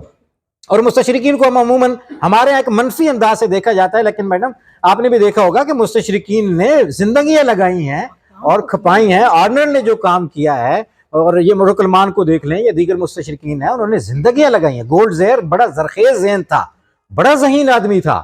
اس کے جو چیزیں اس کی آپ اس کو پڑھیں تو بعض ایسی چیزیں ہیں جیسے بے ساختہ تعریف بھی نکلتی ہے بعض چیزوں میں مستشرقین کے حوالے سے. تو آپ اپنے مطالعے کو وسعت دیجئے. مادام نے جو گفتگو کی اس میں آپ کے لیے موضوعات بھی ہیں. مثلا قادیانیت کو مستشرقین کیسے دیکھتے ہیں, مختلف ادوار میں قادیانیت کے حوالے سے. گب کی بات میڈم نے کی. کریگ کانسیڈائن ایک مستشرق ہے, 2020 میں اس کی کتاب آئی ہے محمد علیہ الصلوۃ والسلام کی جو شخصیت کا انسان دوستی کے حوالے سے, کرسچین ویو کے نام سے. تو میں نے اس کتاب پر میڈم مقالہ اس پہ تھا میرا, یہ جو سیالکوٹ والی کانفرنس میں. تو وہ کتاب میں میرے پاس ہے, میں انشاءاللہ ایک نسخہ اس کی فوٹو کاپی آپ کو ارسال کروں گا. تو کانسیڈائن جو ہے وہ بھی اس نے جو ہے وہ قادیانیت کے حوالے سے ریسنٹلی بڑی ملاقاتیں بھی کی, اور سوشل میڈیا پہ اس کی بڑی اہم موومنٹ کے طور پر مسلمانوں کے اندر, جیسا آپ ارتقاء وہ کہتے ہیں نا, ارتقاء ہمیں نظر آتا ہے, تو وہ قادیانیت کی صورت میں مسلمانوں کیا نظر آتا ہے. تو کرٹیکلی دیکھنے کے, چیزوں کو پرکھنے اور جانچنے کے لیے بہت سارے میادین ہیں. ہم امید کرتے ہیں کہ آپ آگے بڑھیں گے اور اس حوالے سے کتابوں تک رسائی حاصل کریں گے, اور نئے موضوعات کی یہ صورت ہو سکتی ہے کہ یہ بہت سارے مستشرقین ہیں جن پر کام کرنے کی ضرورت ہے. خود گب کو اگر آپ کرٹیکلی انالیسس کر لیں, اس کو بھی آپ موضوع بنا سکتے ہیں, اور کہاں وہ پہلوں سے لے رہا ہے, کہاں اس کا اپنا کوئی جینوئن اسکالرشپ اس کے ہمیں کہاں نظر آ رہی ہے. اور پھر جو سورسز ہیں مستشرقین کے, وہ بڑی اہم چیز ہے کہ بہت ساری چیزوں میں وہ حوالہ دے رہے ہیں. کتاب الاغانی کا حوالہ, رسول اللہ کی شخصیت پہ بات ہو رہی ہے, حوالہ ادب کی کتاب سے, اور مبرد سے حوالہ لے رہے ہیں, ابن قتیبہ سے حوالہ لے رہے ہیں. تو یہ ایک بڑی اہم چیز ہے کہ اس کو بھی دیکھا جا سکتا ہے کہ مذہب, ان کے سورسز جو ہیں, آج تو ان کا بڑا اصرار اس بات پر ہے کہ جو ہے وہ اصل ریسورسز تک پہنچیں اور وہاں سے چیز لے کر آئیں. تو بھئی اصل ریسورسز جو ہیں مسلمانوں کی بات, قرآنیات کی بات, تو قرآنیات کی ریسورسز میں ہم دیکھیں گے نا, ہم اس میں بنیاد یا مصدر تو وہ تاریخ کی کتاب کو تو نہیں مانیں گے, مورخ نے ایک چیز نقل کر دی ہے. تو یہ پہلو بھی ہے کہ اس پہلو سے بھی آپ دیکھ سکتے ہیں. امید ہے کہ آپ ان ساری چیزوں کو اور ان سارے پہلوؤں کو مد نظر رکھیں گے, اور اپنے لیے جو لوگ ریسرچ کے موضوعات کے لیے متلاشی ہیں تو ان کے لیے ان میں موضوعات ہیں, اور جو لوگ آلریڈی ریسرچ کر رہے ہیں ان کے لیے یہ چیزیں ہیں کہ چیزوں کو جانچنا پرکھنا کیسے ہے. جیسے گب کو میڈم نے دیکھا, پرکھا, جانچا اور ہمارے سامنے رکھا, اور پھر ڈاکٹر صاحبہ کی وہ کتاب بھی ہمارے پاس موجود ہے, جو لوگ خریدنا چاہیں گے, دیکھنا چاہیں گے, تو وہ آپ لوگوں کے لیے گب کے جو ترجمہ کیا ہے ڈاکٹر صاحبہ نے ماڈرن ٹرینڈ ان اسلام کے نام سے, تو اس کو بھی آپ دیکھ سکیں گے. ڈاکٹر صاحبہ بہت شکریہ, اور آپ سب شرکاء کا, آپ کی سماعتوں کا کہ آپ نے وقت دیا اتنی دیر اور ہمارے درمیان آپ موجود رہے. ہم امید کرتے ہیں کہ اس طرح کے سیشنز کو آپ جوائن کرتے رہیں گے, اور ہم یہ بھی امید کرتے ہیں کہ ڈاکٹر صاحبہ پھر جب کبھی آپ فیصل آباد آئیں گی تو پھر آپ ہمیں وقت دیں گی, ہمارے درمیان بیٹھیں گی, اور ہمارے محققین کے لیے اسی طریقے سے تحقیق کے نئے گوشے وا کریں گی. بہت شکریہ آپ کا, آپ سب کا بھی بہت شکریہ. ڈاکٹر حامد رضا صاحب فاضل استاد ہیں, سینئر موسٹ ہمارے یہاں فیکلٹی ممبر ہیں. وہ ایک یادگاری شمارہ روشنی کے نام سے جو مجلہ شائع ہوتا تھا وہ پیش کرنا چاہتے ہیں. ڈاکٹر صاحب بچے بنا لیں آپ تصویر. آپ نے کالج بہت پسند کیا نا, اس کا تذکرہ کیا, یہ جب کالج تھا تو انگریزی میں بیکن کے نام سے اور اردو میں روشنی کے نام سے شائع ہوتا رہا. شکریہ کے ساتھ ہی ہمارا یہ سیمینار اپنے اختتام کو پہنچا. طلبہ اپنی نشستوں پہ تشریف رکھیں گے. मोहतरम साहब और मौजूद मेहमान से गुजारिश है कि वो चेयर काउंटर से तशरीफ ले जाएं। एक और किताब, एक थोड़ी सी जहमत करेंगे मुझे आपकी तरफ से मुझे नहीं ये है फिर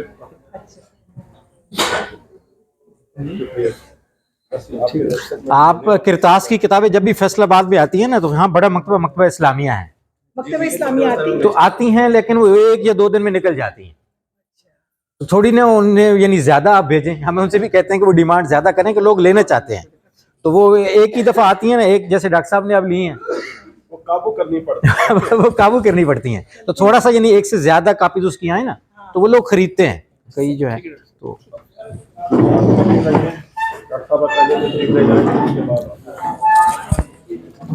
جیسا وہ پیک کر لیجئے گا